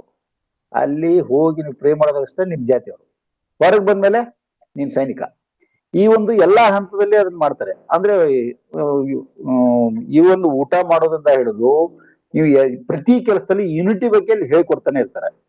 ಹಿಂಗಾಗಿ ಯುನಿಟಿ ಒಡೆಯೋದು ತುಂಬಾನೇ 99% ಯುನಿಟಿ. ನೀವು ಇವನು ಯಾರೋ ಇಲ್ಲ ನಮ್ಮ ಜೊತೆಗೆ ಜಗಳ ಮಾಡಿದ್ರು, ಬೆಳಿಗ್ಗೆ ಮಾಡಿದ್ರು ಸಾಯಂಕಾಲ ಮತ್ತು ಅವರು ಗೆಳೆಯರಾಗಿರ್ತಾರೆ. ಆ ತರ ಒಂದು ಯುನಿಟಿ ಅಲ್ಲಿ ಸಿಗ್ತದೆ. ಯಾಕೆ ಈ ಪ್ರಶ್ನೆ ಬರುತ್ತೆ ಅಂದ್ರೆ, ಸ್ಪೈಗಳು ನಮ್ಮಲ್ಲೇ ಇದ್ಕೊಂಡ್ಬಿಟ್ಟು ನಮ್ಮಲ್ಲಿರುವಂತ ಕೆಲವೊಂದು ನ್ಯೂನತೆಗಳನ್ನ ಅಥವಾ ಮೆಸೇಜ್ಗಳನ್ನ ಶತ್ರುಗಳಿಗೆ ತಲುಪಿಸೋ ಪ್ರಯತ್ನ ಮಾಡ್ತಾರೆ. ಹಾಗಾಗಿ ಇದಾರೆ 5 ಬೀಳು ಸವ ಇಲ್ಲ, ಎಲ್ಲ ವ್ಯತ್ಯಾಸ ಇದೆಯಲ್ಲ. ಅದೇ ತರ ಎಲ್ಲರಲ್ಲೂ ಒಳ್ಳೆಯವರು ಇದಾರೆ, ಕೆಟ್ಟವರು ಇದಾರೆ. ಬಟ್ ಅದನ್ನ ಕಂಡಿಡಿದು ಹೊಡೆದು ಹಾಕುವಷ್ಟು ಶಕ್ತಿ ಭಾರತ ಸೈನಿಕರಿಗಿದೆ. ನಮ್ಮಲ್ಲೇ ಅವನು ಸ್ಪೈ ಇದ್ರು ಕೂಡ ಅವ್ನು ಕಂಡಿಡಿಯೋಷ್ಟಿದೆ. ಇದುವರೆಗೆ ಆತರ ಯಾರು ಸಕ್ಸಸ್ ಆಗಿಲ್ಲ. ಆದ್ರೂ ಕೂಡ ಅದು ಅಲ್ಲೆಲ್ಲಿಯೇ ಮುಗಿದು ಬಿಟ್ಟಿದೆ. ಈಗಿನ ಪಾಕಿಸ್ತಾನದಲ್ಲಿ ಸಾಕಷ್ಟು ಜನ ಇರ್ತಾರೆ, ಇಂಡಿಯಾದವ್ರು ಇರ್ತಾರೆ, ಅವ್ರು ಇರ್ತಾರೆ. ಬಟ್ ಈಗ ನೋಡಿ, ಇತ್ತೀಚೆಗೆ ನನಗೆ ಅನ್ಸ ಮಟ್ಟಿಗೆ ಟೆರರಿಸ್ಟ್ ಈಗ ಎಷ್ಟು ಕಡಿಮೆ ಆಗೋ ಕಾರಣ ಏನು, ನಮ್ ಸ್ಪೈ ಸ್ಟ್ರಾಂಗ್ ಇದೆ ಅಂತ ಅರ್ಥ. ಅದಕ್ಕೆ ಯುನಿಟಿ ಇರ್ಬೋದು, ಒಬ್ರು ಇಬ್ರು ಇರ್ಬೋದು, ಬಟ್ ಅದಷ್ಟೊಂದೇನು ಪರಿಣಾಮಕಾರಿ ಆಗೋದಿಲ್ಲ. ಅದು ನಮ್ಮ ದೇಶ ಸೈನಿಕರನ್ನ ನಡೆಸ್ಕೊಳ್ಳೋ ರೀತಿನೇ ಅದು. ಆ ತರ ರೀತಿಯಿಂದ ಈ ಭಾವನೆ ಬರ್ತದೆ. ಈಗ ಒಂದೊಂದ್ಸಾರಿ ಆಗಿರ್ಬೋದು, ಯಾವಾಗೋ ಹಿಂದಿನ ಕಾಲದಲ್ಲಿ ನಮ್ಮ ದೇಶ ಸೈನಿಕರು ನಡೆಸ್ಕೊಂಡ ರೀತಿ ಸರಿ ಇರ್ಲಿಕ್ಕಿಲ್ಲ. ಆ ಟೈಮ್ನಲ್ಲಿ ಈಗ ಮಗುವಿನೋ ಹೊಟ್ಟೆ ಹಸ್ತಿರ್ತಾನೆ ಅಳೋದು. ಈ ಮಗುನ ಹೊಟ್ಟೆ ತುಂಬಿದ್ರೆ ಅವನ್ ಯಾಕೆ ಹೇಳ್ತಾನೆ, ಅಳೋದಿಲ್ಲಲ್ಲ. ಆ ತರ ಸೈನಿಕರು ಖುಷಿಯಾಗಿರ್ತಾರೆ. ಅವ್ರಿಗೆ ಪೇಮೆಂಟ್ ಬಗ್ಗೆಯೋ ಇಲ್ಲ ಊಟದ ಬಗ್ಗೆಯೋ ಅವ್ರಿಗೆ ಆ ಭಾವನೆ ಬರೋದೇ ಇಲ್ಲ. ಈಗ ಇಲ್ಲಿ ಎಲ್ಲೇನೋ ಪೇಮೆಂಟ್ ಕಮ್ಮಿ ಆದ್ರೆ ಸ್ಟ್ರೈಕ್ ಮಾಡಿದ್ರು, ಅದು ಮಾಡಿದ್ರು, ಅದಿಲ್ವೇ ಇಲ್ಲ ಅದು. ಯಾಕಂದ್ರೆ ನಮ್ಮ ಗುರಿ ಏನು, ಹೋಗ್ಬೇಕು, ಊಟ ಮಾಡ್ಬೇಕು, ಯುದ್ಧ ಮಾಡ್ಬೇಕು, ಇದು ಅದೇ ಗೋಲಿ. Yes sir. ಅದನ್ನ ಇಟ್ಕೊಂಡ್ರೆ ಅದೇ ಈಗ ಓದು ಹುಡುಗ ಎಂತ ಶಾಲೆ ಇದ್ರು ಅವ್ನ್ ಹಂಗೆ ಸೈನಿಕ್ ಹೆಂಗೆ ಇದ್ರು ಅವ್ನ್ ಸೈನಿಕನೇ. ಅವನ್ ತನ್ನ ಇದನ್ನ ಬಿಡಲ್ಲ. ಹಿಡಿಬೇಕಂತೂ ಇದುವರೆಗೆ ಇಂಡಿಯನ್ ಆರ್ಮಿಲಿ ಆ ಪ್ರಾಬ್ಲಮ್ ಬಂದಿಲ್ಲ. ಬಂದ್ರು ಸಮ್ ಪರ್ಸೆಂಟೇಜ್ ಬಂದಿರ್ಬೋದು, ಬಟ್ ಅಷ್ಟಕ್ಕಷ್ಟೇ ಅದು ಮುಗಿದೋಗುತ್ತೆ. ಅದು ಇದುವರೆಗೆ ದೊಡ್ಡದಾಗಿಲ್ಲ. ಓಕೆ, ಹೇಳಿ ಸರಿ ಮೇಡಮ್. ಸರ್.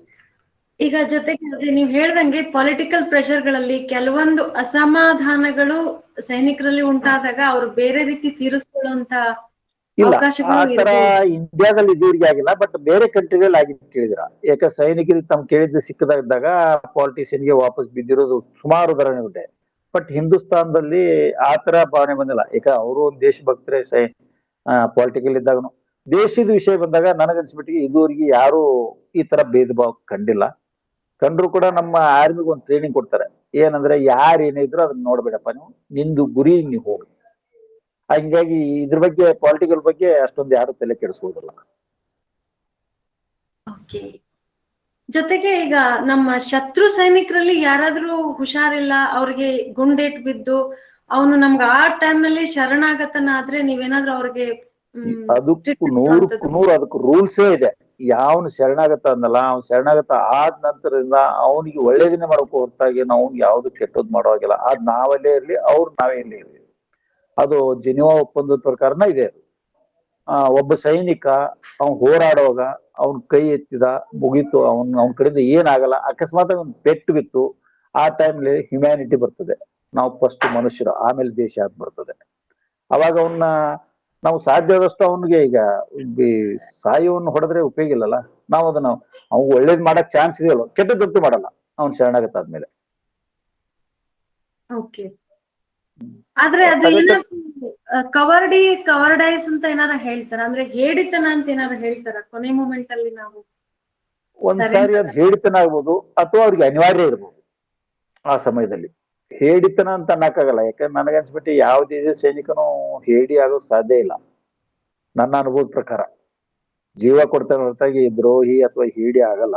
ಯಾಕಂದ್ರೆ ಅವನು ಸೇರಿದ ನೀವ್ ಕೇಳೋ ಕ್ವಶನ್, ನಾವು ಹೋದ ಸ್ಟಾರ್ಟಿಂಗ್ ಅಲ್ಲಿ ಆ ಭಾವನೆ ಬರ್ತಿರ್ತದೆ. ಬಟ್ ಯಾವಾಗ ನಾವ್ ಅಲ್ಲಿ ಸರ್ವಿಸ್ ಮಾಡ್ತಾ ಒಂದು ಎಂಜಾಯ್ ಮಾಡ್ತೀವಲ್ಲ, ಅವಾಗ ಈ ಭಾವನೆ ಬರೋದಕ್ ಸಾಧ್ಯನೇ ಇಲ್ಲ. ಇದುವರೆಗೆ ನನ್ನ ಅನುಭವದಲ್ಲಿ ಬಂದಿಲ್ಲ.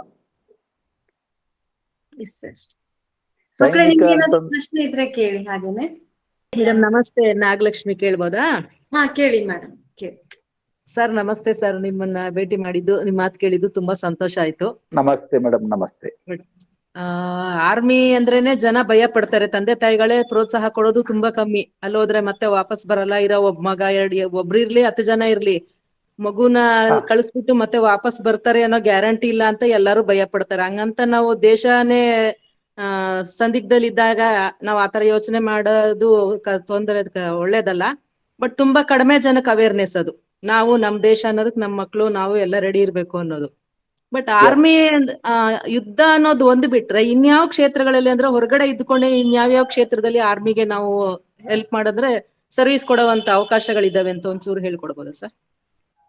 ನಾರ್ಮಲ್ ಆಗಿ ಹೆಜ್ಜೆ ಹೆಜ್ಜೆಗೂ ನೀವು ಸಹಾಯ ಮಾಡಬಹುದು. ಅದು ಬಿಟ್ರೆ ಆರ್ಮಿಲಿ ನೀವು ಡಾಕ್ಟರ್ ಆಗಿ ಹೋಗ್ಬೋದು. ಓಕೆ. ಹೊರಗಡೆಯಿಂದ ಈಗ ಆರ್ಮಿಗೆ ಬೇಕಾಗುವಂತ ವಸ್ತುಗಳು ತಯಾರು ಮಾಡೋರು ನೀವು ಹೋದ್ರು ಕೂಡ ಅದು ಒಂದು ಸೇವೆ ತಾನೆ. ಅದ್ರ ಬಗ್ಗೆ ನಮ್ಗಳಿಗೆ ಏನು ಮಾಹಿತಿ ಇರಲ್ಲ ಸರ್. ಎಲ್ಲಿ ಮಾಡ್ಬೇಕು, ಯಾವ ರೀತಿ ಮಾಡ್ಬೇಕು, ಏನು ಅನ್ನೋದ್ರ ಬಗ್ಗೆ ಏನಾದ್ರು ಸ್ವಲ್ಪ ಕೊಡ್ಬೋದಾ? ಯಾಕಂದ್ರೆ ನಾವು ಸ್ಕೂಲ್ಗಳಿಗೆ ಹೋಗ್ತಿರ್ತೀವಲ್ಲ, ಮಕ್ಕಳಿಗೆ ಬರೀ ಇದ್ರದ್ದು ಈ ತರ ಯುದ್ಧ ಮಾಡಿದ್ರು, ನಮ್ ದೇಶಕ್ಕೆ ಸ್ವಾತಂತ್ರ್ಯದ್ರು, ಇಷ್ಟೆಲ್ಲ ಕಷ್ಟಪಟ್ರು ಅಂತೆಲ್ಲ ಹೇಳ್ತೀವಿ. ಆ ಟೈಮಲ್ಲಿ ಅನ್ಸುತ್ತೆ. ಬಟ್ ಅಪ್ಪ ಅಮ್ಮಗಳು ಅವ್ರಿಗೆ ಸಪೋರ್ಟ್ ಮಾಡ್ಬೇಕಲ್ಲ ಆರ್ಮಿಗೆ ಸೇರಕ್ಕೆ ಅಂತ. ಅದು ಬಿಟ್ಟು ಹೊರಗಡೆ ನೀವು ಅಪಾಯ ಇಲ್ದೇ ಇರೋಂತ ಸ್ಥಳಗಳಲ್ಲೂ ನೀವ್ ಏನೇನ್ ಸೇವೆ ಮಾಡ್ಬೋದು ಅನ್ನೋದ್ರ ಬಗ್ಗೆ ಕೊಟ್ರೆ ಅಟ್ಲೀಸ್ಟ್ ಆ ಕಡೆಗಾದ್ರೂ ಮಕ್ಕಳನ್ನ ಸೆಳೆಯೋಕೆ ಒಂದು ಅವಕಾಶ ಆಗ್ಬೋದು. ಎಲ್ಲೆಲ್ಲಿ ಸಿಗ್ಬೋದು ಆ ತರದ ಅವಕಾಶ? ಹೇಗೆ ಈಗ ನೀವು ಹೇಳಿದ್ರಲ್ಲ, ಒಂದನೇ ಪ್ರಶ್ನೆಗೆ ಉತ್ತರ ಹೇಳ್ತೇನೆ ನಾನು. ತಂದೆಗಳು ಈಗ ತಂದೆಯವರು ಈ ತರ ಆರ್ಮಿ ಕಳ್ಸಕ್ ಹೆದರ್ತಾರತ್ತ. ಇದು ಬಿಫೋರ್ ಕಾರ್ಗಿಲ್ ವಾರ ಈ ಸ್ವಲ್ಪ ಇತ್ತು. ಬಿಫೋರ್ ಕಾರ್ಗಿಲ್ ಅನ್ನಕಿನ ಸ್ವಲ್ಪ ಈ ಮೀಡಿಯಾ ಬರೋಕಿನ ಮೊದಲು. ಮೀಡಿಯಾ ಬಂದ್ಮೇಲೆ ಆಮೇಲೆ ಕಾರ್ಗಿಲ್ ಆದ್ಮೇಲೆ ಬಹಳ ಜನ ಎಚ್ಚೆತ್ಕೊಂಡ್ರು, ನಮ್ಮ ಮಕ್ಕಳನ್ನ ಯಾಕೆ ಸೇರಿಸ್ಬೋದು, ಯಾಕೆ ಇದು ಅವ್ರಿಗೆ ಸಿಗುವ ಗೌರವ ಅದರ ಒಂದು ಇದನ್ನ ನೋಡ್ಕೊಂಡು ಸುಮಾರು ಜನ ನಾನು ಈಗ ನಮ್ಮಲ್ಲೇ ನೋಡಿದ್ರೆ ನಮ್ಮೂರಲ್ಲೇ ಒಬ್ನೇ ಮಗ ಅಂತವ್ರು 2 ಕಳಿಸಿದಾರೆ ಮಿಲಿಟ್ರಿಗೆ. ಮಿಲಿಟ್ರಿಗೆ ಹೋದ್ರೆ ಕಟ್ಟ, ಅಲ್ಲಿ ಹೋದ್ರೆ ಒಳ್ಳೆ ಗೌರವ ಇದೆ, ಯಾಕೆ ಹೋಗ್ಬಾರ್ದು. ಹಂಗ ಬಹಳ ಜನಕ್ಕೀಗ ಒಂದು ಬದಲಾವಣೆ ಬಂದ್ಬಿಟ್ಟಿದೆ ಮೇಡಮ್. ಈಗ ಯಾರು ಆತರ ಸಿಗಲ್ಲ, ಒಬ್ರಿಬ್ರು ಸಿಗ್ಬೋದು, ಅದು ಅತಿ ಪ್ರೇಮ, ಅತಿ ಮಕ್ಕಳ ಮೇನ್ ವ್ಯಾಮೋಹ ಅಂತ. ಅಂತವ್ರು ಏನ್ ಮಾಡ್ಬೇಕಂತಂದ್ರೆ, ಈಗ ದೇಶಕ್ಕಾಗಿ ಮಾಡೋದೇನು ನಾವಿದೆ, ಒಂದು ಡಾಕ್ಟರ್ ಆಗಿರ್ಬೋದು, ಡಾಕ್ಟರ್ ಆಗಿ ನಾವು ಮಿಲಿಟರಿನೂ ಸೇರ್ಬೋದು. ಈಗ ನಾವು ನಾರ್ಮಲ್ ಡಾಕ್ಟರ್ ಈಗ ಅಂತಂದ್ರೆ ಈಗ ನೀವು MBBS ಏನ್ ಬರ್ತಿಲ್ಲ ಬರೋದು, ಅಲ್ಲಿ ಒಂದು ಎಕ್ಸಾಮ್ ಇದೆ, ಅದನ್ನ ಮಾಡ್ಕೊಂಡು ಓದೋರ್ಗೆ ಎಲ್ಲಿ ಹೋದ್ರಿ ಏನ್ ತೊಂದ್ರೆ ಇಲ್ಲ.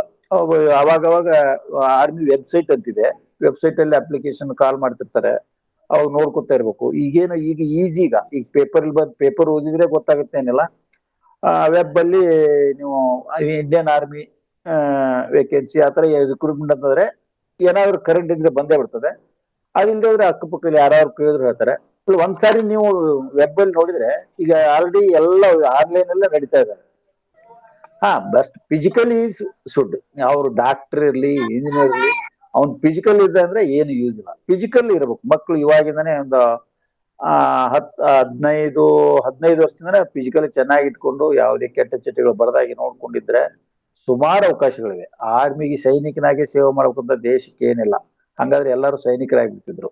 ಅದಕ್ಕೆ ಸೈನಿಕರಿಗೆ ಸಹಾಯ ಮಾಡಕ್ಕೆ ಅಂತ ಸೈನಿಕರ ಮೂಲಕ ದೇಶಕ್ಕೆ ಸಹಾಯ ಮಾಡೋದು. ಅದು ಏನು ಅದೇ ಇದು ಹೇಳಿದ್ನಲ್ಲ, ಡಾಕ್ಟರ್ ಆಗಿ, ನರ್ಸ್ ಆಗಿ, ಅಥವಾ ಒಳ್ಳೆ ಅಡಿಗೆಯವರಾಗಿ, ಅಥವಾ ಒಳ್ಳೆ ಸೈಂಟಿಸ್ಟ್ ಆಗಿ, ಒಳ್ಳೆ ಒಳ್ಳೆ ಸಲಕರಣೆ ಶಸ್ತ್ರಾಸ್ತ್ರಗಳನ್ನ ಉಪಯೋಗ ಮಾಡೋ ಮ್ಯಾನುಫ್ಯಾಕ್ಚರಿಂಗ್ ಮಾಡೋದ್ರಲ್ಲಿ ಇಂಟ್ರೆಸ್ಟ್ ತೋರಿಸಿದ್ರೆ ಅದು ಒಂದು ಸೇವೆನಲ್ಲ. ಈಗ ನಮಗ್ ಕೊಟ್ಟಿರೋ ಗನ್ ಸರಿ ಇಲ್ಲ ಅಂದ್ರೆ ನಾವು ಸತ್ತು ಹೋಗ್ತೀವಿ. ಗನ್ ಸರಿ ಇದ್ದಂದ್ರೆ ಅವ್ರು ಗನ್ ಸರಿ ಮಾಡಿ ಕೊಟ್ಟಿದ್ದಕ್ಕೆ ತಾನೆ ನಾವು ಗೆದ್ದಿದ್ದು. ಈಗ ಬೋಫೋರ್ಸ್ ಅಷ್ಟು ಕಷ್ಟಪಟ್ಟು ತಗೊಂಡಿವಿ ಅಂತ ಅಷ್ಟರಲ್ಲಿ ಯುದ್ಧದಲ್ಲಿ ಗೆಲ್ಲಕ್ ಸಾಧ್ಯ ಆಗಿದ್ದು, ಇಲ್ಲಾಂದ್ರೆ ಆಗ್ತಿರ್ಲಿಲ್ಲ. ಆತರ ಮ್ಯಾನುಫ್ಯಾಕ್ಚರಿಂಗ್ ಇದ್ರಲ್ಲಿ ಸೇರ್ಕೋಬಹುದು. ಆ ಮಕ್ಕಳಿಗೆ ಯಾವ್ದ್ರಲ್ಲಿ ಇಂಟ್ರೆಸ್ಟ್ ಇದೆ ಅದ್ರಲ್ಲಿ ಸೇರ್ಕೋಬಹುದು. ಅವ್ರ ದೇಶ ಭಕ್ತಿ ಅದೇ. ಈಗ ತಂದೆ ತಾವ್ರಿಗೆ ಇದನ್ನ ಹೇಳ್ಬೋದು. ಈಗ ಬ್ಯಾಂಕ್ ಅಲ್ಲಿ ಸೇರೋದ್ರಿಂದ ಏನು ಉಪಯೋಗ ಇಲ್ಲ, ಈ ತರ ಫೀಲ್ಡ್ ಅಲ್ಲಿ ಹೋಗ್ಬೋದು. ಓಕೆ, ಥ್ಯಾಂಕ್ ಯು ಸರ್, ಧನ್ಯವಾದ. ವೆಲ್ಕಮ್. That's good sir. ಜೊತೆಗೆ ಭಾವನಾತ್ಮಕವಾಗಿ ಈ ಸೈನಿಕರಿಗೆ ಗಟ್ಟಿತನವನ್ನ ಬರೋ ಹಾಗೆ ಟ್ರೈನಿಂಗ್ ಕೊಡೋದು ಟ್ರೈನಿಂಗ್ ಪೀರಿಯಡ್ ಅಲ್ಲೇ ಕೊಟ್ಟಿರ್ತಾರೆ ಅಥವಾ ಬರ್ತಾ ಬರುತ್ತಾ? ಒಂದು ಕೊಟ್ರೆ ಒಂದು ಫ್ರೀ ಅಂತಾರಲ್ಲ, ಹಾಗೆ ಮಿಲಿಟರಿಗೆ ಹೋದ್ಮೇಲೆ ಅದು ಫ್ರೀ ಸಿಗ್ತದೆ. ಅಲ್ಲಿ ಇರೋ ವಾತಾವರಣ ನೋಡ್ಕೊಂಡು, ಅಲ್ಲಿ ವಾತಾವರಣ ಏನಿದೆ ಅಲ್ಲ, ಅಲ್ಲಿ ಅದು ಆಟೋಮೆಟಿಕ್ ಆಗಿ ಗಟ್ಟಿತನಕ್ಕೆ ಬರೋದಕ್ಕೆ ಹೇಳ್ತದೆ. ಅದು ಒಂದ್ಸಲಿ ಒಬ್ಬ ಮನುಷ್ಯ ಸಣ್ಣದ್ರೊಂದು ಸ್ವಲ್ಪ ಒಂದು ಯಾವ್ದೋ ಒಂದು ಕ್ರಿಕೆಟ್ ಆಡೋ ಸಣ್ಣದೊಂದು ಅವನೊಂದು ಹೊಡಿಯತ್ತ ಸಿಕ್ಸ್ ಹೋಯ್ತಂದ್ರೆ ನೆಕ್ಸ್ಟ್ ಆಡೋದಕ್ಕೆ ಇಂಟ್ರೆಸ್ಟ್ ಬಂದೇ ಬರ್ತದೆ ನನಗೆ. ನಾಳೆಗೆ ಹೊಡಿಬೋದ. ಹಂಗೆ ಯಾವುದೇ ಒಂದು ಆಟ, ಯಾವುದೇ ಒಂದು ಇದಾಗಲಿ, ಒಂದ್ಸಾರಿ ಅವನು ತನ್ನ ಮನಸ್ಸಲ್ಲಿ ಕುಂತೋದ್ರೆ, ನಾನು ಗಟ್ಟಿಯಾಗಿದ್ದೇನೆ ಅಂತಂದ್ರೆ ಅವನು ಏನೇ ಉಣದೆ ಹೋದ್ರು ಗಟ್ಟಿಯಾಗಿ ಇರ್ತಾನೆ. ಈ ಕೊರೋನಾ ನೋಡಿದ್ರಲ್ಲ, ನನಗೆ ಕೊರೋನಾ ಬಂದಿಲ್ಲ ಅಂತ ಎಲ್ಲಾ ಜನ ಎಷ್ಟೋ ಆಡಿದಾರೆ, ಅವ್ರು ಚೆನ್ನಾಗಿದ್ದಾರೆ. ಕೊರೋನಾ ಬರ್ದೇ ಇದ್ದವ್ರು ಕೊರೋನಾ ಬಂದಿ ಅಂತ ತಿಳ್ಕೊಂಡು ಆತ್ಮಹತ್ಯೆ ಮಾಡ್ಕೊಡೋರು ಎಷ್ಟು ಜನ ಇಲ್ಲ. ಕೊರೋನಾ ಬಂದ್ಬಿಟ್ಟಿದೆ ಅಂತೇಳಿ ಆಕ್ಚುಲಿ ನೋಡಿದ್ರೆ ಕೊರೋನಾ ಬಂದೇ ಇಲ್ಲ. ಬಟ್ ಕೊರೋನಾ ಬಂದವನು ಧೈರ್ಯದಿಂದ ಎದುರಿಸಿದ, ಧೈರ್ಯದಿಂದ ಸ್ವಲ್ಪ ಫಾಲೋ ಮಾಡಿದ, ಅವನು ಇವತ್ತು ಚೆನ್ನಾಗಿದ್ದಾನೆ. ಕೊರೋನಾ ಬರ್ದೇ ಇದ್ದವನು ಮಾನಸಿಕವಾಗಿ ನೆಮ್ಮದಿಗೊಂಡು ಅವ್ನು ಸತ್ತು ಹೋದ. ಅಂತ ಎಷ್ಟೋ ಘಟನೆ ಕೇಳಿದೇವಲ್ಲ ನಾವು. ಓಕೆ, ನಮ್ಮ ಮಕ್ಕಳಿಗೆ ವಾಲಂಟಿಯರ್ಸ್ಗೆ ಏನಾದ್ರೂ ಪ್ರಶ್ನೆಗಳಿದ್ರೆ ಅಥವಾ ಆಡ್ ಮಾಡಕ್ಕಿದ್ರೆ ಮಾಡಿ ಮಕ್ಕಳೇ. ಇಲ್ಲಿ ಒಂದು ಪ್ರಶ್ನೆ ಇದೆ, impact of make in India of functioning of military ಅನ್ನೋದ್ರ ಬಗ್ಗೆ ಹೇಳಕ್ ಹೇಳ್ತಿದ್ದಾರೆ. ಇತ್ತೀಚೆಗೆ ಸುಮಾರು ನೋಡಿದ್ರಲ್ಲ ನೀವು, ಮೇಕ್ ಇನ್ ಇಂಡಿಯಾ, ನಾವು ಇಂಡಿಯಾದಲ್ಲೇ ಸುಮಾರು ಈಗ ಶಸ್ತ್ರಾಸ್ತ್ರಗಳನ್ನ ಮೇಕ್ ಇನ್ ಇಂಡಿಯಾದಲ್ಲೇ ಮಾಡ್ತಾ ಇದ್ದಾರೆ. ನೀವು ಸ್ವಂತ ಉದ್ಯೋಗ ಮಾಡ್ಕೊಂಡು ಮಾಡ್ಬೋದು ಮೇಕ್ ಇನ್ ಮಿಲಿಟರಿಗೋಸ್ಕರ. ಮೇಕ್ ಇನ್ ಇಂಡಿಯಾ ಅಂದ್ರೆ ಯಾವ್ದು ನಿಮ್ಗೆ ಅವಕಾಶ ಸಿಗ್ಲಿಲ್ಲ ಕೂಡ ಮಿಲಿಟರಿ ಬೇಕಾದಂತ ವಸ್ತು ನೀವು ತಯಾರು ಮಾಡಿದ್ರೆ ನಿಮ್ಮಿಂದ ಖರೀದಿ ಮಾಡಕ್ ರೆಡಿ ಇರ್ತಾರೆ. ಅದು ಇದೇ ನನಗ್ ಗೊತ್ತು, ಬಾಕಿ ನನಗೇನು ಅಷ್ಟೊಂದು ಆಗ್ತಾ ಇಲ್ಲ. ನನ್ಗೊಂದ್ ಡೌಟ್ ಇದೆ. ಪ್ರಣತಿ. Very good. ಏನಮ್ಮ ನಿನ್ನ ಹೆಸರು? ಪ್ರಣತಿ ಅಂತ. ಹೇಳಮ್ಮ ಪ್ರಣತಿ. ಈಗ ಇಲ್ಲಿ ಆರ್ಮಿಗೆ ಇಷ್ಟಿಷ್ಟು ಜನ ಅಂತ ಇರ್ತಾರ ಅಥವಾ ಎಷ್ಟ್ ಜನ ಆದ್ರೂ ಸೇರ್ಬೋದಾ? ಇಂತಿಷ್ಟಂತೆ ಇರ್ತಾರೆ.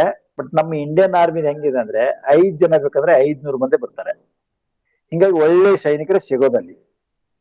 5 ಮಂದಿ ಬೇಕು ಅಂತೇಳಿ ನಮ್ಗೆ ಇದ್ರು ಕೂಡ, ಬಟ್ ಇಷ್ಟೇ ತಗೋಬೇಕಂತ ಇದೆ. ಎಷ್ಟ ತಗೋಕಂತಿಲ್ಲ, ಇಂತಿಷ್ಟು ಜನ. ಈಗ ನಾವು ಈ ತಿಂಗಳ 30 ಮಂದಿ ನಾವು ರಿಟೈರ್ಡ್ ಆಗಿದ್ರೆ ಆ ತಿಂಗಳಲ್ಲಿ 30 ಜನ ಮಾಡ್ಕೊಳ್ಳೇಬೇಕು ನಾವು. ಅಂದ್ರೆ ಅದು ಸಂಖ್ಯೆ ಅಂತೂ ಕಡಿಮೆ ಆಗಲ್ಲ. ಆ 30 ಜನನ ತಗೊಳ್ಳೇಬೇಕು. ಆ 30 ಜನ ಯಾವ್ಯಾವ ಏರಿಯಾ, ಈ ಸ್ಟೇಟ್ ದವ್ರು ಇಷ್ಟು ತಗೋಬೇಕಂತ ಇರ್ತದೆ.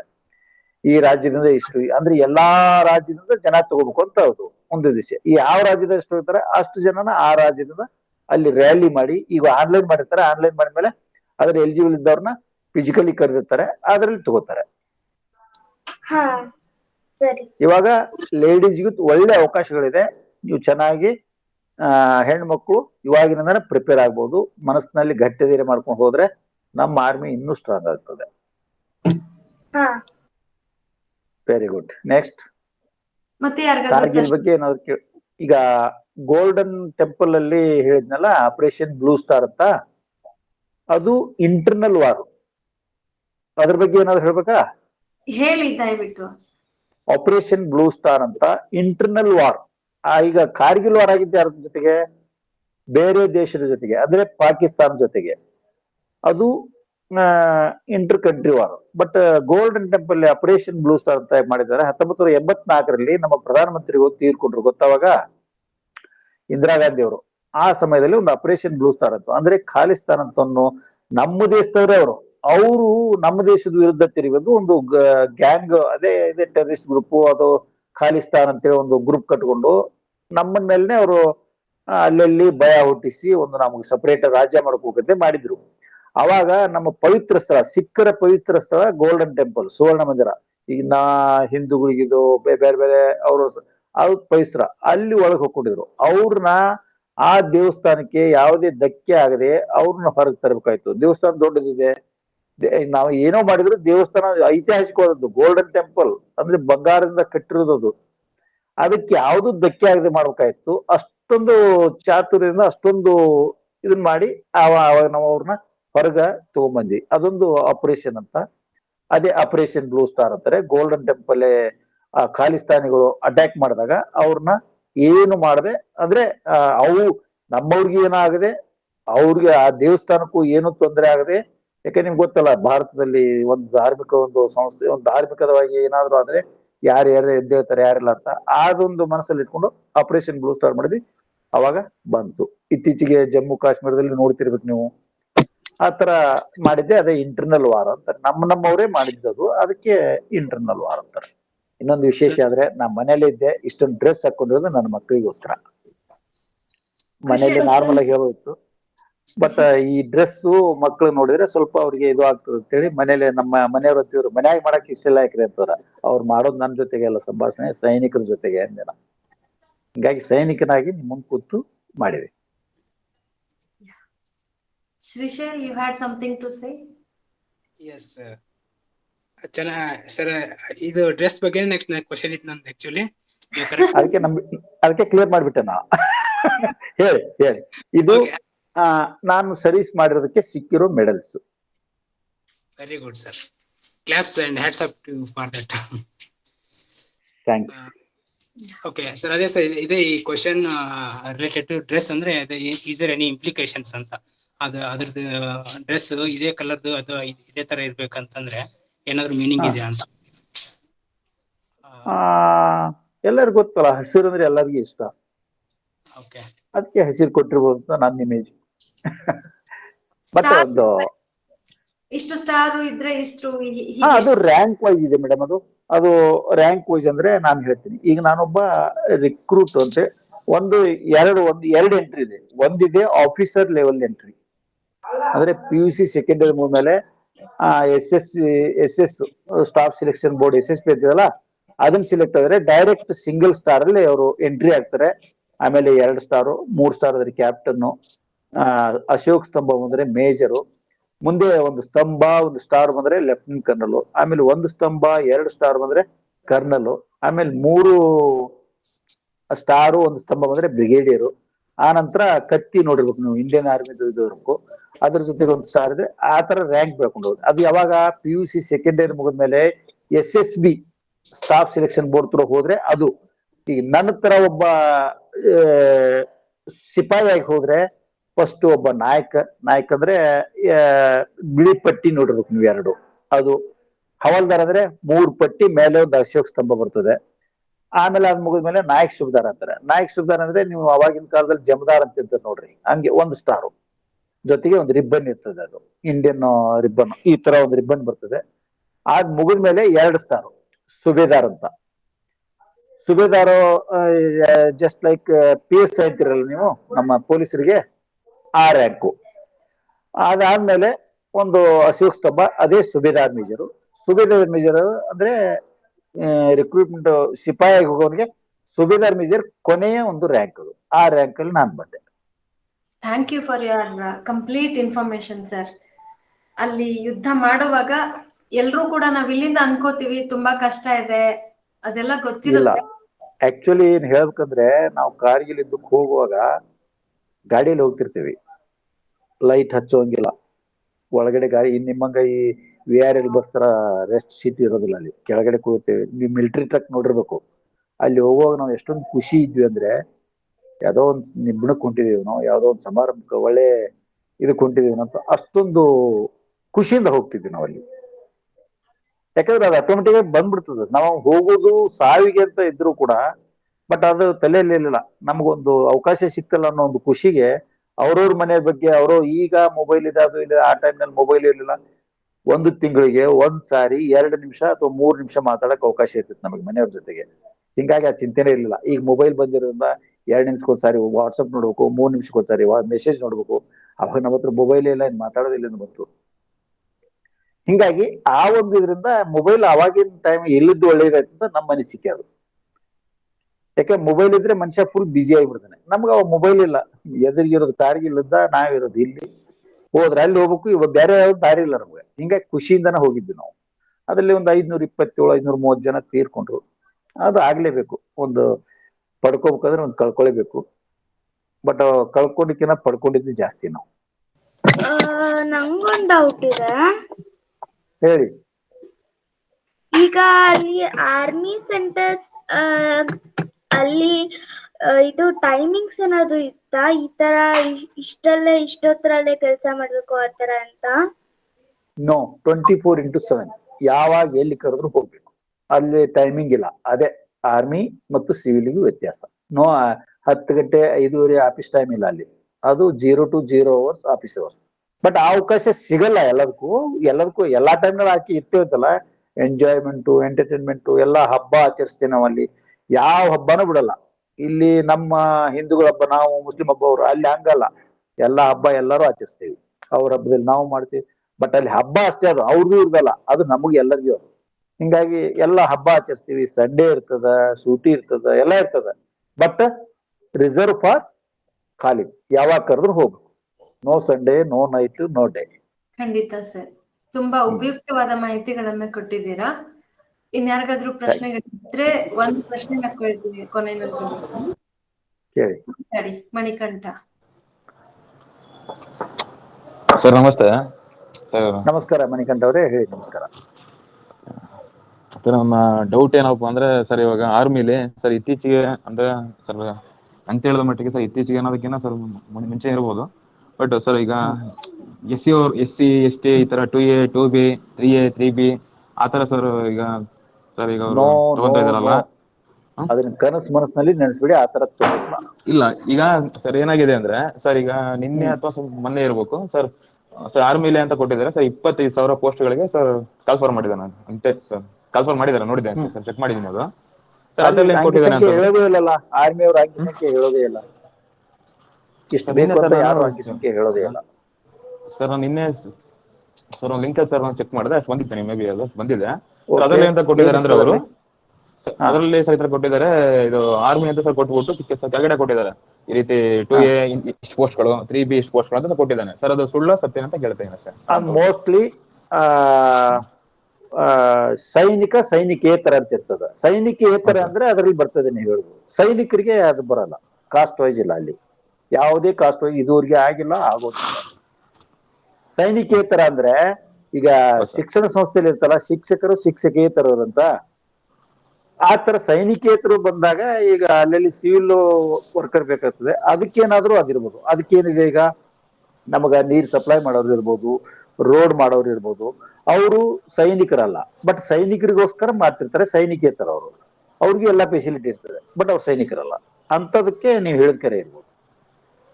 ಬಟ್ ನೀವು ಆರ್ಮಿ ಆಡ್ ವೆಬ್ಸೈಟ್ ಅಲ್ಲಿ ನೋಡಿ ಹೇಳೋದಿಲ್ಲ. ಬಟ್ ಅವ್ರು ಏನ್ ಹೇಳ್ತಾರೆ, ಇಂಥ ದಿವಸ ಇಂಥ ರ್ಯಾಲಿ ಇದೆ, ನೀವು ಆನ್ಲೈನ್ ಅಲ್ಲಿ ಮಾಡಬಹುದು ಅಂತ ಇರ್ತದೆ. ಅಲ್ಲಿ ನನಗೆ ಅನ್ಸ್ಬಿಟ್ಟು ಯಾವ ಕಾಸ್ಟ್ ಅಲ್ಲಿ ನೀವು ಫಿಲ್ ಮಾಡೋ ಅವಶ್ಯಕತೆ ಇಲ್ಲ. ಮೇ ಬಿ ಇದ್ರೂ ಕಾಸ್ಟ್ ವೈಸ್ ಅಲ್ಲಿ ತಗೊಳಲ್ಲ. ಅದು ಮಾಹಿತಿಗಳು ತೋತಿರ್ಬೇಕು, ಏನೋ ಆ ಅದೆಲ್ಲಿ ಭರ್ತಿ ಆದ್ಮೇಲೆ ನೀವು ಯಾವ ಕಾಸ್ಟ್ ಏನಂತ. ಬಟ್ ಅದಕ್ಕೆ ಅದು ರಿಸರ್ವೇಶನ್ ಏನಲ್ಲ, ನೀವು ಆ ಕಾಸ್ಟ್ ಇಂದ ಇಷ್ಟು ಜನ ಇಲ್ಲ, ಆ ತರ ಅಂತೂ ಇಲ್ಲಿವರೆಗೆ ಆಗಿಲ್ಲ, ಮುಂದೇನೂ ಆಗುವುದಿಲ್ಲ, ಆಗ್ಬಾರ್ದು ಅಂತ ನನ್ನ ಅನಿಸಿಕೆ. ಖಂಡಿತ ಸರ್, ಸರಿಯಾಗಿ ಹೇಳಿದ್ರಿ. ಈ ರಿಸರ್ವೇಶನ್ ಅನ್ನೋದೇ ಆಕ್ಚುಲಿ ಇಡೀ ದೇಶದಲ್ಲೇನೆ ಇರಬಾರ್ದು ಅಂತ ಅನ್ಸುತ್ತೆ. ಅದೊಂದು ಕೆಟ್ಟ ಹುಳು ಮೇಡಮ್. ಅದು ಕೆಪಬಲ್ ಇದ್ದವ್ರನ್ನ ತೊಗೊಂಡ್ಬಿಟ್ರೆ ಆಟೋಮೆಟಿಕ್ ದೇಶ ಅಭಿವೃದ್ಧಿ ಆಗ್ತದೆ. ಅವನು ಬಡವನ ಇರ್ಲಿ, ಜಾತಿ ಬಂದಾಗ ಈ ಪ್ರಾಬ್ಲಮ್ ಬರ್ತದೆ. ಬರಬಾರ್ದು. ನಾನು ಯಾವ ಜಾತಿ ಅನ್ನೋಕಿನ ನಾ ಮಾಡೋ ಕೆಲಸ ಯಾವ ಜಾತಿ ಅಂತ ನೋಡ್ಬೇಕು ಅಷ್ಟೇ. ಹೌದು, ಅದು ಬೇಡನಂತೆ ನಾವು ಹೇಳ್ತೀವಿ. ಬಟ್ ಅಷ್ಟೊಂದು ಧೈರ್ಯ ಇದು ಯಾರು ಪಾಲಿಟಿಷಿಯನ್ ಇಲ್ಲ ಅಂತ ತಿಳ್ಕೊಂಡಿದ್ದೀನಿ. ಅಷ್ಟೊಂದು ಧೈರ್ಯ ಮಾಡಿ ನನಗೆ ಇಷ್ಟು, ಈಗ ನೋಡಿ, ಈಗ ಸಂಸತ್ನಲ್ಲಿ ಗಲಾಟೆ ಮಾಡ್ತಾರೆ, ಅದು ಮಾಡ್ತಾರೆ, ಡೈಲಿ ಪಗಾರ ಇದೆ, ಎಲ್ಲ ಇದೆ. ಬಟ್ ಆತರ ಏನು ಇರಬಾರ್ದು ಅಂತ ನಮ್ಮಿದು ಆಗೋದಿಲ್ಲ. ಆತರ ಏನು ರಿಸರ್ವೇಶನ್ ಅಂದಕ್ಕೆ ನಮ್ಮ ಇಂಡಿಯಾ ಬಹುಜಾತಿ ಕಂಡ್ರೆ ಕೆಳಮಟ್ಟದವ್ರು ಇದಾರೆ, ಅವ್ರನ್ನ ಮೇಲ್ ತರ್ಬೇಕಂತ ಮಾಡ್ಬೇಕು. ಅದು ಒಂದು ಲಿಮಿಟ್ ವರೆಗೆ ಓಕೆ, ಅದನ್ನೇ ಕಂಟಿನ್ಯೂ ಮಾಡಿದ್ರೆ ಅದು ಇನ್ನೊಬ್ಬ ಬೇರೆಯವ್ರಿಗೆ ಕಷ್ಟ ಆಗ್ಬೋದು. ಈ ಕೆಳಗಿದ್ದವ್ರ ಮ್ಯಾಲ್ ತರ್ಬೇಕು ಅಂತ ಮಾಡೋದು ರಿಸರ್ವೇಶನ್ ಇದು 100% ಕರೆಕ್ಟ್. ಬಟ್ ಅವರು ಒಂದು ಟೈಮ್ ಪೀರಿಯಡ್ ಮಾಡ್ಬೇಕು, ಇಲ್ಲಿವರೆಗೆ ಅವ್ರು ಇದು ಆದ್ಮೇಲೆ. ಆಮೇಲೆ ಈಗ ನಾನೇ ಈಗ ನಮ್ಮ ಮನೇಲಿ ನಾನು ಕೆಳಗ್ ಜಾತಿಯವನಿದ್ದೆ, ನನಗೊಂದು ನೌಕರಿ ಸಿಕ್ತು, ನಾನು ಒಳ್ಳೆ ಉದ್ಯೋಗಕ್ಕೆ ಹೋದೆ, ನನ್ನ ಮಕ್ಕಳು ಆಟೋಮೆಟಿಕ್ ಆಗಿ ಅವ್ರು ಒಳ್ಳೆ ಸಂಸ್ಕೃತ ಕಲಿತಾರೆ, ನಾಳೆ ಅವರು ಒಳ್ಳೆಯವ್ರಾಗ್ತಾರೆ, ಇದಾಗ್ತದೆ. ಅವಾಗ ಅವರಾಗ್ಲಿ ಬಿಟ್ಕೊಟ್ರಂತೂ ಇನ್ನೂ ಒಳ್ಳೇದು. ಇಲ್ಲ ಅಂದ್ರೆ ಅದಕ್ಕೊಂದು ಏನಾದ್ರು ಕಂಡೀಷನ್ ಹಾಕೋದು ಒಳ್ಳೇದು. Right sir, very right. Yes, fine. ಎಲ್ಲರಿಗೂ ನೀವ್ ಹೇಳಿರುವಂತ ವಿಚಾರಗಳು ಮನದಟ್ಟಾಗಿದೆ, ಮನಸ್ಸಿಗೆ ಮುಟ್ಟಿದೆ. ನಾವು ಈ ಸ್ವಾತಂತ್ರ್ಯ ಆಚರಣೆ ಮಾಡುವಾಗ ಅಥವಾ ರಿಪಬ್ಲಿಕ್ ಡೇನ ಆಚರಣೆ ಮಾಡುವಾಗ ಮಾತ್ರ ದೇಶಭಕ್ತಿಯನ್ನ ತೋರಿಸೋದು ಅಂತ ಬಹಳ ಜನ ಮಾಡ್ತಾರೆ. ಏನಾದ್ರೂ ನಾವು ದೇಶದ ಬಗ್ಗೆ ಒಳ್ಳೇದನ್ನ ಹೇಳಿದಾಗ ದೇಶ ನಿಮ್ ಒಪ್ಪಂದ, ದೇಶ ನಿಮ್ದು ಒಬ್ಬರದೇನಾ ಅಂತ ಮಾತಾಡ್ತಾರೆ. ಅವಾಗ ತುಂಬಾನೇ ಬೇಸರ ಆಗತ್ತೆ ಅವ್ರಿಗೆ. ಮೇಡಮ್, ವಿರೋಧಿಗಳಿಲ್ಲದೆ ಯಾವ ಮನುಷ್ಯನೂ ಯಶಸ್ವಿ ಸಾಧಿಸ ಸಾಧ್ಯ ಇಲ್ಲ. ಪ್ರತಿಸ್ಪರ್ಧಿ ಇದ್ದಾಗನೇ ನಾವು ಜಯಿಸೋದು. ಈಗ ವರ್ಷಕ್ಕೊಂದು 3 ಸಾರಿ ಮಾಡ್ತೇವೆ, ಸ್ವಾತಂತ್ರ್ಯ, ಗಣರಾಜ್ಯೋತ್ಸವ, ಇತ್ತೀಚೆಗೆ ಕಾರ್ಗಿಲ್ ದಿವಸ, ಇನ್ನು ಸುಮಾರು ದಿನ ಮಾಡ್ತೀವಿ. ಅದು ಒಂದು ನಾಲೆಜ್. ಎದುರಿಗೆ ವಿರೋಧಿಗಳಿಲ್ಲ, ಅದೂರಿಗೆ ನೀವು ವಿಜಯ ಆಗಕ್ ಸಾಧ್ಯನೇ ಇಲ್ಲ. ಅಂತವ್ರು ಇರ್ಬೇಕು, ಅಂದಾಗನೇ ಎಲ್ಲ ಸರಿ ಆಗೋದು. ಎಲ್ಲವನ್ನೂ ಸಕಾರಾತ್ಮಕ ತಗೊಳ್ರಿ. ಈಗ ಎಲ್ಲರೂ ಕಳ್ಳ ಇಲ್ಲ ಅಂತೇಳಿ ಈಗ ಎಲ್ಲಾರ ಮನೆ ಕಳ್ಳ ಬರ್ತಾರಂತ ಯಾರು ಚಾವಿ ಹಾಕಿ ಹೋಗೋದಿಲ್ಲ. ಬಟ್ ನಾರ್ಮಲ್ ಆಗಿ ನಾವು ಮನೆ ಬಿಟ್ಟು ಹೋಗ್ತಾ ಕಿಲಿ ಹಾಕಿ ಹೋಗ್ತೀವಿ. ಯಾಕ? ಕಳ್ಳ ಬರ್ಬೋದು ಅಂತ. ಬಟ್ ಎಲ್ಲಾ ಮನೆ ತೆಗೆದಿಟ್ಟು ಹೋಗುತ್ತೆ ಹೇಳೋದಿಲ್ಲ. ಬಟ್ ನಮ್ಮ ಭಾವನೆ ಆತರ ಇದೆ. ಒಬ್ರು ಅವರು ಇರ್ತಾರೆ, 130 ಕೋಟಿ ಜನ, ಎಲ್ಲಾ ತರದವ್ರು ಇದ್ದಲ್ಲಿ ನಾವು ಬಹುಸಂಖ್ಯಾತ ಅಂತ ಇರ್ತೇವೆ. ನಾವು ಬಹುಜಾತಿತ್ವ ರಾಷ್ಟ್ರ ನಮ್ದು. ಎಲ್ಲರೂ ಒಂದೇ ತರ ಇರ್ಬೇಕಂತ ಏನ್ ಕಂಪಲ್ಸಿಲ್ಲ, ಇರ್ತಾರೆ. ಬಟ್ ಅವ್ರನ್ನ ಅವ್ರ ಪಕ್ಕದಲ್ಲಿರೋರು ಹೇಗೆ ಸರಿ ಮಾಡಿಸ್ತಾರೋ ದಟ್ ಈಸ್ ಇಂಪಾರ್ಟೆಂಟ್. ನಿಜ ಸರ್, ಹೌದು. ನಂಗೆ ಒಂದ್ ವಿಚಾರ ಇಲ್ಲಿ ನೆನಪಿಸ್ಕೋಬೇಕು ಅಂತ ಅನ್ಸುತ್ತೆ. ನನ್ ಜೊತೆ ಕೊಲೀಗ್ಸ್ ಎಷ್ಟೊಂದ್ ಜನ ವರ್ಕ್ ಮಾಡ್ತಿದ್ರು. ನಾನು ಜೈನ್ ವಿದ್ಯಾನಿಕೇತನಲ್ಲಿ ವರ್ಕ್ ಮಾಡ್ಬೇಕಾದ್ರೆ ಅದ್ರಲ್ಲಿ ಒಬ್ರು ಮೇಡಮ್ ಕೊಡಗು ಇಂದ ಮುಖ್ಯವಾಗಿ ಬಂದದ್ದವ್ರು. ಕೊಡಗು ವೀರರ ನಾಡು ಮಗ ಉಷಾ ಮೇಡಮ್ ಅವರು. ಅವ್ರ ಮಗ ಒಬ್ಬ ಮಗ, ಆದ್ರೂ ಕೂಡ ಆ ಮಗನಿಗೆ ಮಿಲಿಟರಿಗೆ ಸೇರ್ಸಿದ್ರು. ಆಮೇಲೆ ಅವನು ರ್ಯಾಂಕ್ ಸ್ಟೂಡೆಂಟ್, ತುಂಬಾ ಕಡಿಮೆ ಮಾರ್ಕ್ಸ್ ಇದ್ದು ಆತರ ಅಂತ ಏನಿಲ್ಲ. ಆದ್ರೂ ಕೂಡ ಅವ್ನ್ ಮಿಲಿಟರಿಗೆ ಹೋಗ್ಬೇಕು ಅಂತ ಅವನ ಆಸಕ್ತಿ, ಅವ್ರಿಗೂ ಕೂಡ ಕಳ್ಸೋದಕ್ಕೆ ಒಪ್ಪಿಗೆ ಇತ್ತು. ಅದು ಐ ಆಲ್ವೇಸ್ ರಿಮೆಂಬರ್ ದಟ್. ಯಾವತ್ತಿಗೂ ಕೂಡ ಅವ್ರನ್ನ ನೆನಪಿಸ್ತೀನಿ. ಅವ್ರ ಸಿಕ್ಕದಾಗೆಲ್ಲೂ ನಂಗೆ ತುಂಬಾನೇ ಖುಷಿ ಆಗುತ್ತೆ. ಎಲ್ಲಾ ಕಡೆನೂ ನಿಮ್ಮಂತ ತಂದೆ ತಾಯಿ ಇರ್ಬೇಕು, ನಿಮ್ಮಂತ ಮಕ್ಕಳು ಇರ್ಬೇಕು ಅನ್ನೋ ತರ ಅನ್ಸುತ್ತೆ. ಇದು ನಾವು ನಿಮಗೆ ಸ್ಟಾರ್ಟಿಂಗ್ ಅಲ್ಲಿ ಹೇಳಿದೆ. ಏನ್ ಗೊತ್ತಾ, ಈ ಮಿಲಿಟರಿಗೆ ಹೋಗ್ಬೇಕಂತ ತುಂಬಾನೇ ಮುಂಚೂಣಿಯಲ್ಲಿರೋರು ಇಬ್ರು. ಒಬ್ರು ಅತಿ ಬಡವರು, ಇನ್ನೊಬ್ರು ಅವ್ರ ಮನೆಯಲ್ಲೋ ಅವ್ರ ಊರಲ್ಲೋ ಯಾರಾದ್ರೂ ಅವ್ರಿಗೆ ಪ್ರೇರಣೆ ಆಗಿರ್ತಾರೆ. ಇವಾಗ ನೋಡಿ, ನಮ್ಮ ಕರ್ನಾಟಕದಲ್ಲಿ Kodagu, Belgaum top list military ಅವರು. ಯಾಕೆ ಹೇಳಿ? ಅಲ್ಲಿ ಜಾಸ್ತಿ ಜನ ಹೋಗ್ತಾನೆ ಬಂತು, ಜಾಸ್ತಿ ಜನ ಪ್ರೇರಣೆ ಆಗ್ತಾನೆ ಹೋದ್ರು. ಅದು ಈಗ ಅವ್ರು ಜಾಸ್ತಿ ಆಗಕ್ ಕಾರಣ ಅದೇ. ಈ 2 ರೀಸನ್ನೇ, ಬೇರೆ ಏನಿಲ್ಲ. ನಮ್ಮ ತಂದೆಯವ್ರು ಹೋಗಿದ್ರು, ನಮ್ಮ ಕಾಕಾರು ಹೋಗಿದ್ರು, ಅವರು ಚಲೋ ಅದಾರ, ನಾವೇ ಯಾಕೆ ಹೋಗ್ಬಾರ್ದು. ಇದು ಇನ್ನೊಬ್ರು ಅತಿ ಬಡವರು ಇದ್ದಾರೋ, ಅವನ ಹತ್ರ ಎಲ್ಲಾ ಕೆಪಬಲ್ ಇರುತ್ತೆ. ಬಟ್ ಇಲ್ಲಿ ಸಿವಿಲ್ ಅಲ್ಲಿ ಆ ಲೆವೆಲ್ಗೆ ಅವ್ನು ಹೊಂದ್ಕೊಂಡು ಹೋಗಕ್ ಆಗೋದಿಲ್ಲ. ಎಕ್ಸಾಂಪಲ್ ನಾನು. ಅದಕ್ಕೆ ಇದಕ್ಕೆ ಶ್ರಮ ಪಟ್ರೆ ಹೋಗ್ಬೋದು. ಇಲ್ಲಿ ಯಾವ ಇದನ್ನು ನಡೆಯುದಿಲ್ಲ, ಶ್ರಮ ಪಟ್ಟವ್ರು ಮಾತ್ರ ಹೋಗಕ್ ಸಾಧ್ಯ. ಅದಕ್ಕೆ ಶ್ರಮ ಪಟ್ಟು ಹೋಗ್ಬೋದಲ್ಲ ಅಂತ ಇಲ್ಲಿ ಹೋಗ್ತಾರೆ. ಹೋದ್ಮೇಲೆ ದೇಶಭಕ್ತಿ ಬರ್ತದೆ. ಈ ನನ್ನ ಮಕ್ಕಳಾಗಿ ಈಗ ನೀವು ನಿಜ ಹೇಳ್ಬೇಕಂದ್ರೆ ನಾನು ಫಸ್ಟ್ ನಮ್ಮ ಊರಲ್ಲಿ ಹುಬ್ಳಿ ಹತ್ರ ಒಂದು ಊರ್ ನಂದು ಸೆರೆವಾಡ ಅಂತ. ಅಲ್ಲಿ ಫಸ್ಟ್ ಆರ್ಮಿಗೆ ಹೋದವ್ ನಾನು ಹೋದ್ಮೇಲೆ 7 ಜನ ಹೋಗಿದ್ದಾರೆ. ಅದ್ರಲ್ಲಿ 2 ಒಬ್ಬೊಬ್ಬರೇ ಮಕ್ಕಳವರು. ನೀವು ನೋಡಿದ್ರಲ್ಲ, ಅದು ನಿಜ. ಇತ್ತೀಚೆಗೆ ಅದು ಬರ್ತಾ ಇದೆ. ಈಗ ದೇಶಭಕ್ತಿನೂ ಸುಮಾರು ಜನರಿಗೆ ಈಗ ಇತ್ತೀಚೆಗೆ ಸ್ವಲ್ಪ ಇದನ್ನೇ ಇದೆ, ಜಾಸ್ತಿನೇ ಇದೆ. ಯಾಕೆ ಅದು ಮೀಡಿಯಾ ಸುಮ್ಮನೆ ಈ ತರ ನೀವು ಪ್ರೋಗ್ರಾಮ್ ಮಾಡ್ತಿರಲ್ಲ, ಇದರಲ್ಲಿ ಎಷ್ಟೋ ಮಕ್ಳು ಇರ್ತಾರೆ, ಇವಾಗಲೇ ಅವರು ತಲೆ ಹೋಗ್ಬಿಟ್ಟಿರ್ತದ ನಾನು ಆಗ್ಲೇಬೇಕು. ಯಾಕಂದ್ರೆ ಈಗ ಮಿಲಿಟರಿ ಅವ್ರು ನೋಡ್ರಿ, ಇನ್ನೊಂದು ಈ ಮಾತು ಹೇಳ್ತೀನಿ, ಯಾಕೆ ಮಿಲಿಟರಿಗೆ ಹೋಗ್ತಾರೆ ಅಂತೇಳಿ ಹೇಳ್ತಾರಂದ್ರೆ, ನಾವು ವರ್ಷದಲ್ಲಿ 10 ತಿಂಗಳು ಅಲ್ಲಿರ್ತೀವಿ, 2 ತಿಂಗಳು ಊರಿಗೆ ಬರ್ತೀವಿ. 2 ತಿಂಗಳು ಬರುವಾಗ ಎಷ್ಟೊಂದು ಟಿಪ್ ಟಾಪ್ ಇದಾಗಿ ಬರ್ತೀವಿ ಅಂದ್ರೆ, ಅದು ನನಗನ್ಸ್ಬಿಟ್ಟು ಈಗ ಈ ಪ್ರೇರಣೆ ಇದನ್ನ ಯಾರೋ ಮಾಡಿದಾರೆ. ನೀವು ಊರಿಗೆ ಹೋಗುವಾಗ ಈ ಮನ್ಯಾಗ ಹೆರಂಗರೆ, ಊರಿಗೆ ಹೋಗುವಾಗ ಟಿಪ್ ಟಾಪ್ ಹೋಗಿವ್ರಿ, ಅದನ್ನ 4 ಜನ ನಿಮ್ಗೆ ನೋಡಿ ಓ ಮಿಲಿಟ್ರಿ ಹೋದ್ರೆ ಹಿಂಗ ಇರ್ತಾರಪ್ಪ ಅನ್ಸ್ಬೇಕು. ಈಗ ಯಾರೋ ಸ್ವಲ್ಪ ಜನ ಒಳ್ಳೆ ದೊಡ್ಡ ಆಫೀಸರ್ ಆಗಿರ್ತಾರೆ, ಅವ್ರು 1 ವರ್ಷ ಅಲ್ಲ 2 ವರ್ಷ ಬಿಟ್ಟು ಬಂದ್ಮೇಲೆ ಹೇಗೆ ನ್ಯಾಚುರಲ್ ಆಗಿರ್ತಾರೆ ಹಾಗೆ ಬಂದ್ಬಿಡ್ತಾರ ಅವ್ರು. ಅವಾಗ ಯಾರು ಅವ್ರ ಬಗ್ಗೆ ಅಷ್ಟು ಕನ್ಸರ್ನ್ ಮಾಡೋದಿಲ್ಲ. ಇವರು ಸಪ್ರೇಟ್ ಆಗಿ ಕಾಣಿಸ್ತಾರೆ ಮಿಲಿಟರಿ ಅವರು. ರಜಾ ಮುಗಿಸ್ಬಂದ್ರೆ ಕೆಳಗೊಂದ್ ಬ್ಯಾಗು ಮೇಲೊಂದ್ ಬ್ಯಾಗ್ ಹೊತ್ಕೊಂಡು ಬಂದ್ಬಿಡ್ತಾರೆ. ಯಾಕಂದ್ರೆ ಅಲ್ಲಿ ಹೋದ್ಮೇಲೆ ಯುನಿಟಿ ಗೊತ್ತಾಗಿರ್ತದೆ, ನಾನು ನಮ್ಮವ್ರಂತ. ಊರಿಗೆ ಬರ್ಬೇಕಾದ್ರೆ ಇನ್ನೂ ಖುಷಿಯಾಗಿರ್ತಾರ ಅವ್ರು. ಇನ್ನೂ ಒಳ್ಳೆ ನಾನ್ ನಮ್ಮ ಮಕ್ಕಳಿಗೆ, ನಮ್ಮ ಊರವ್ರಿಗೆ, ನಮ್ಮ ಗೆಳೆಯರಿಗೆ, ನಮ್ಮ ಇವ್ರಿಗೆ ಚೆನ್ನಾಗಿ ಕಾಣ್ಬೇಕಾದ್ರೆ ಇನ್ನೂ ಟಿಪ್ ಟಾಪ್ ಬರ್ತಾರೆ. ನೀವು ಬೇಕಾದ್ರೆ ಬಸ್ ನಲ್ಲಿ ಟ್ರೈನ್ ನಲ್ಲಿ ನೋಡ್ರಿ, ಒಬ್ಬ ಮನುಷ್ಯನ ಈಸಿಲಿ ಐಡೆಂಟಿಫೈ ಮಿಲಿಟರಿ ಅಂದ್ರೆ ಅವ್ನು ನೋಡಿದ್ರೆ ಗೊತ್ತಾಗ ಆ ತರ ಇರ್ತಾನ ಅವನು. That is different. Yes sir. Sir, ಕೊನೆಯದಾಗಿ ಇನ್ನೊಂದು ಕುತೂಹಲಕಾರಿ ಒಂದು ಪ್ರಶ್ನೆ ಹೇಳಿ. ನಾನು ಫುಲ್ ಫ್ರೀ ಇದ್ದೇನೆ, ನನಗೇನು ತೊಂದರೆ ಇಲ್ಲ. ಟೆರರಿಸಂ ಮಾಡೋಂಥವ್ರು, ಟೆರರಿಸ್ಟ್ಗಳು ನಿಮ್ ಗಮನಕ್ಕೆ ಬಂದಾಗ, ಅಥವಾ ಈಗ ಟೋಟಲ್ ಆಗಿ ಒಂದು ಪ್ರಶ್ನೆ, ಅವ್ರಗಳನ್ನ ಟ್ರಾನ್ಸ್ಫಾರ್ಮೇಶನ್ ಮಾಡೋಂತ ಪ್ರಯತ್ನಗಳು ಯಾವತ್ತ ನಮ್ಮ ಸುಮಾರು ಯಾಕೆ ಬರ್ತಿಲ್ಲ ಅಂತ? ಇದೇ ಸುಮಾರು ಜನ ಆಗಿದ್ದಾರೆ. ಇದು ನಮ್ ಮಿಲಿಟರಿ ತಗೊಂಬಂದೆ ಅವ್ರನ್ನ ಅಂದ್ರೆ ಅವ್ರು ಹೆಂಗ್ ಬ್ರೈನ್ ವಾಶ್ ಮಾಡಿದ್ರು ಅದನ್ನ ಬ್ರೈನ್ ವಾಶ್ ಮಾಡಿ ನಾವು ತಂದಿರೋ ಉದಾಹರಣೆಗಳು ಉಂಟು. ಎಷ್ಟೋ ಜನ ತಮ್ಮ ಶಸ್ತ್ರ ನೆತ್ತೊಳಗಿಟ್ಟು ಈಗ ಅವರು ಒಳ್ಳೆ ಇದು ಆಗಿದ್ದು ಉದಾಹರಣೆಗಳಿದೆ, ಸುಮಾರಿದೆ, ಆಗ್ತಾನು ಇದ್ದಾರೆ. ಸ್ವಲ್ಪ ಒಂದೊಂದು ಕಮ್ಯುನಿಟಿಯಲ್ಲಿ ಒಂದೊಂದ್ ತರ ಇರ್ತದೆ. ಆದ್ರೂ ಕೂಡ ಮೊದಲಿಗಿಂತ ಈಗ ತುಂಬಾನೇ ಸುಧಾರಿಸಿದೆ. ಆ ತರ ಈಗ ಅಷ್ಟೊಂದು ಈಸಿಯಾಗಿ ಯಾರು ಹೋಗುದಿಲ್ಲ. ಈಗ ನಾವು ಟೆರರಿಸ್ಟ್ ಹಿಡಿದ ತಕ್ಷಣ ಅವ್ರನ್ನ ಬ್ಯಾಡ್ ಟ್ರೀಟ್ಮೆಂಟ್ ಮಾಡೋದಲ್ಲ, ಅವ್ರ ಹತ್ರ ಏನಾದ್ರು ಒಳ್ಳೆ ಗುಣ ಇರ್ತಾವಲ್ಲ ಅದನ್ನು ನೋಡ್ತೀವಿ ನಾವು.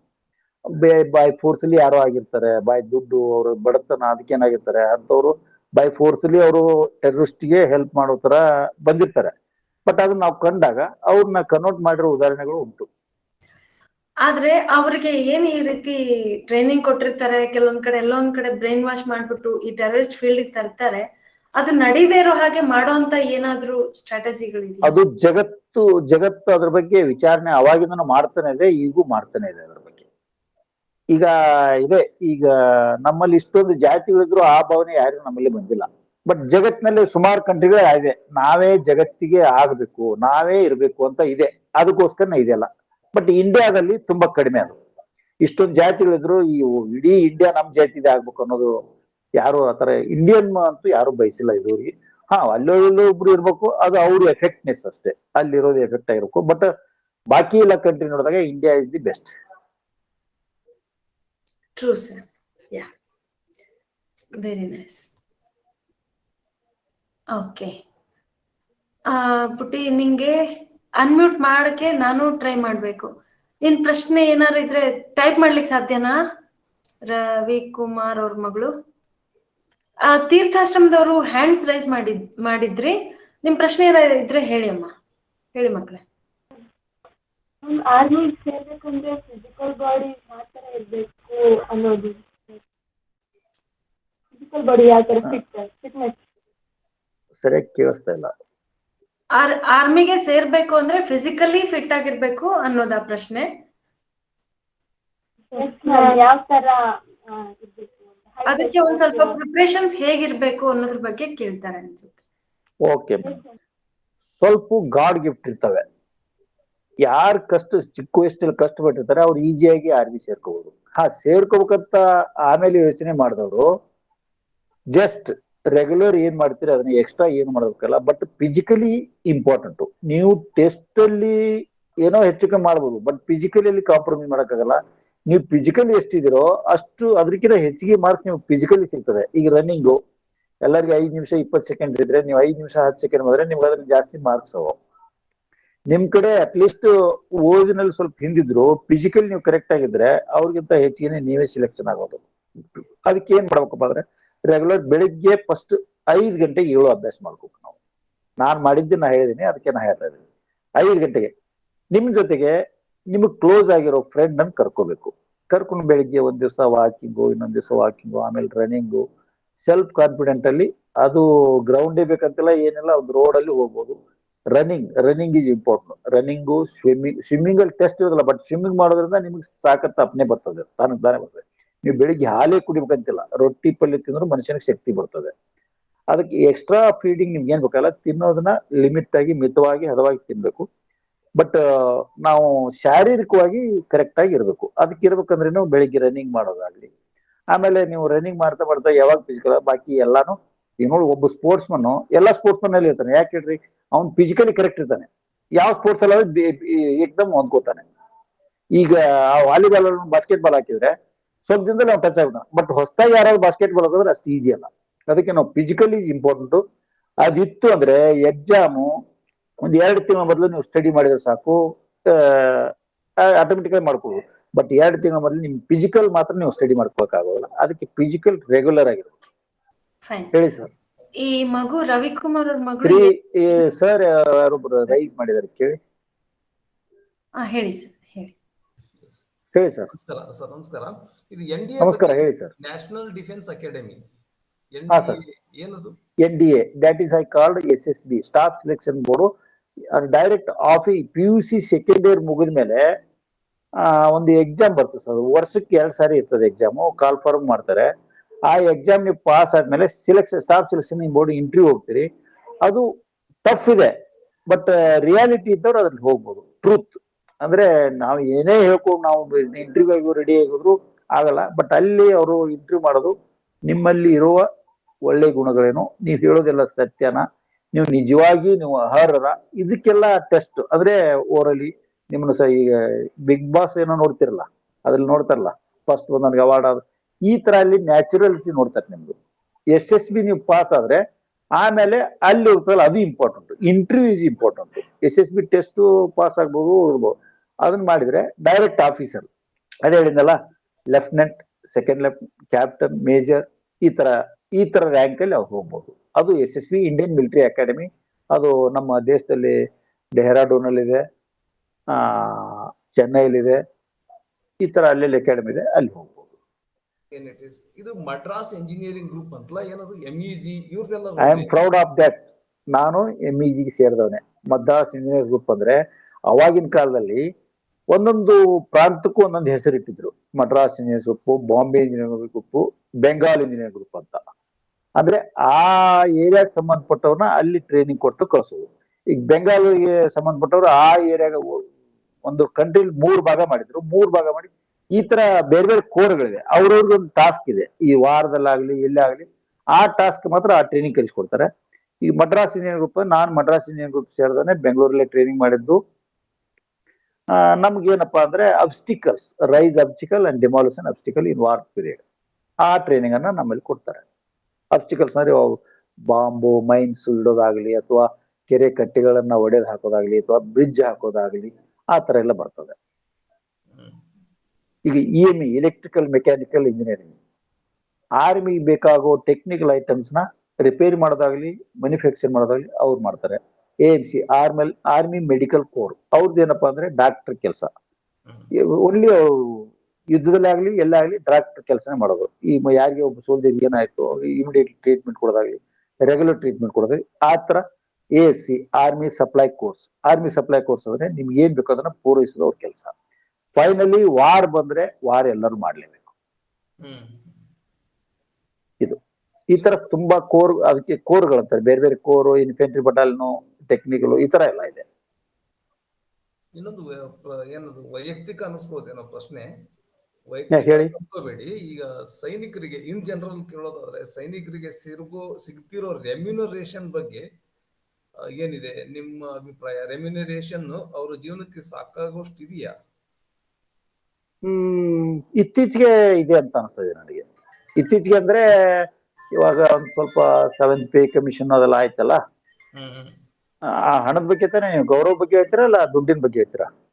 ಈಗ ಈಗ ಸ್ಯಾಲರಿ ವೈಸ್ ಆರ್ಮಿ ಲೆವೆಲ್ ಇಂದ ಅಂದ್ರೆ ಲೋಯೆಸ್ಟ್ ಲೆವೆಲ್ ಇಂದ ನಾವು ತಗೊಳ್ಳೋದ, ಲೋಯೆಸ್ಟ್ ರ್ಯಾಂಕ್ ಅಲ್ಲಿ ಇರೋರಿಗೆ ಸಿಗ್ತಿರೋ ಸ್ಯಾಲರಿ ಅವ್ರ ಕುಟುಂಬ ನಡೆಸೋಕೆ ಸಾಕಷ್ಟು ಇದೆಯಾ ವೆನ್ ಕಂಪೇರ್ ಸಫಿಶಿಯಂಟ್.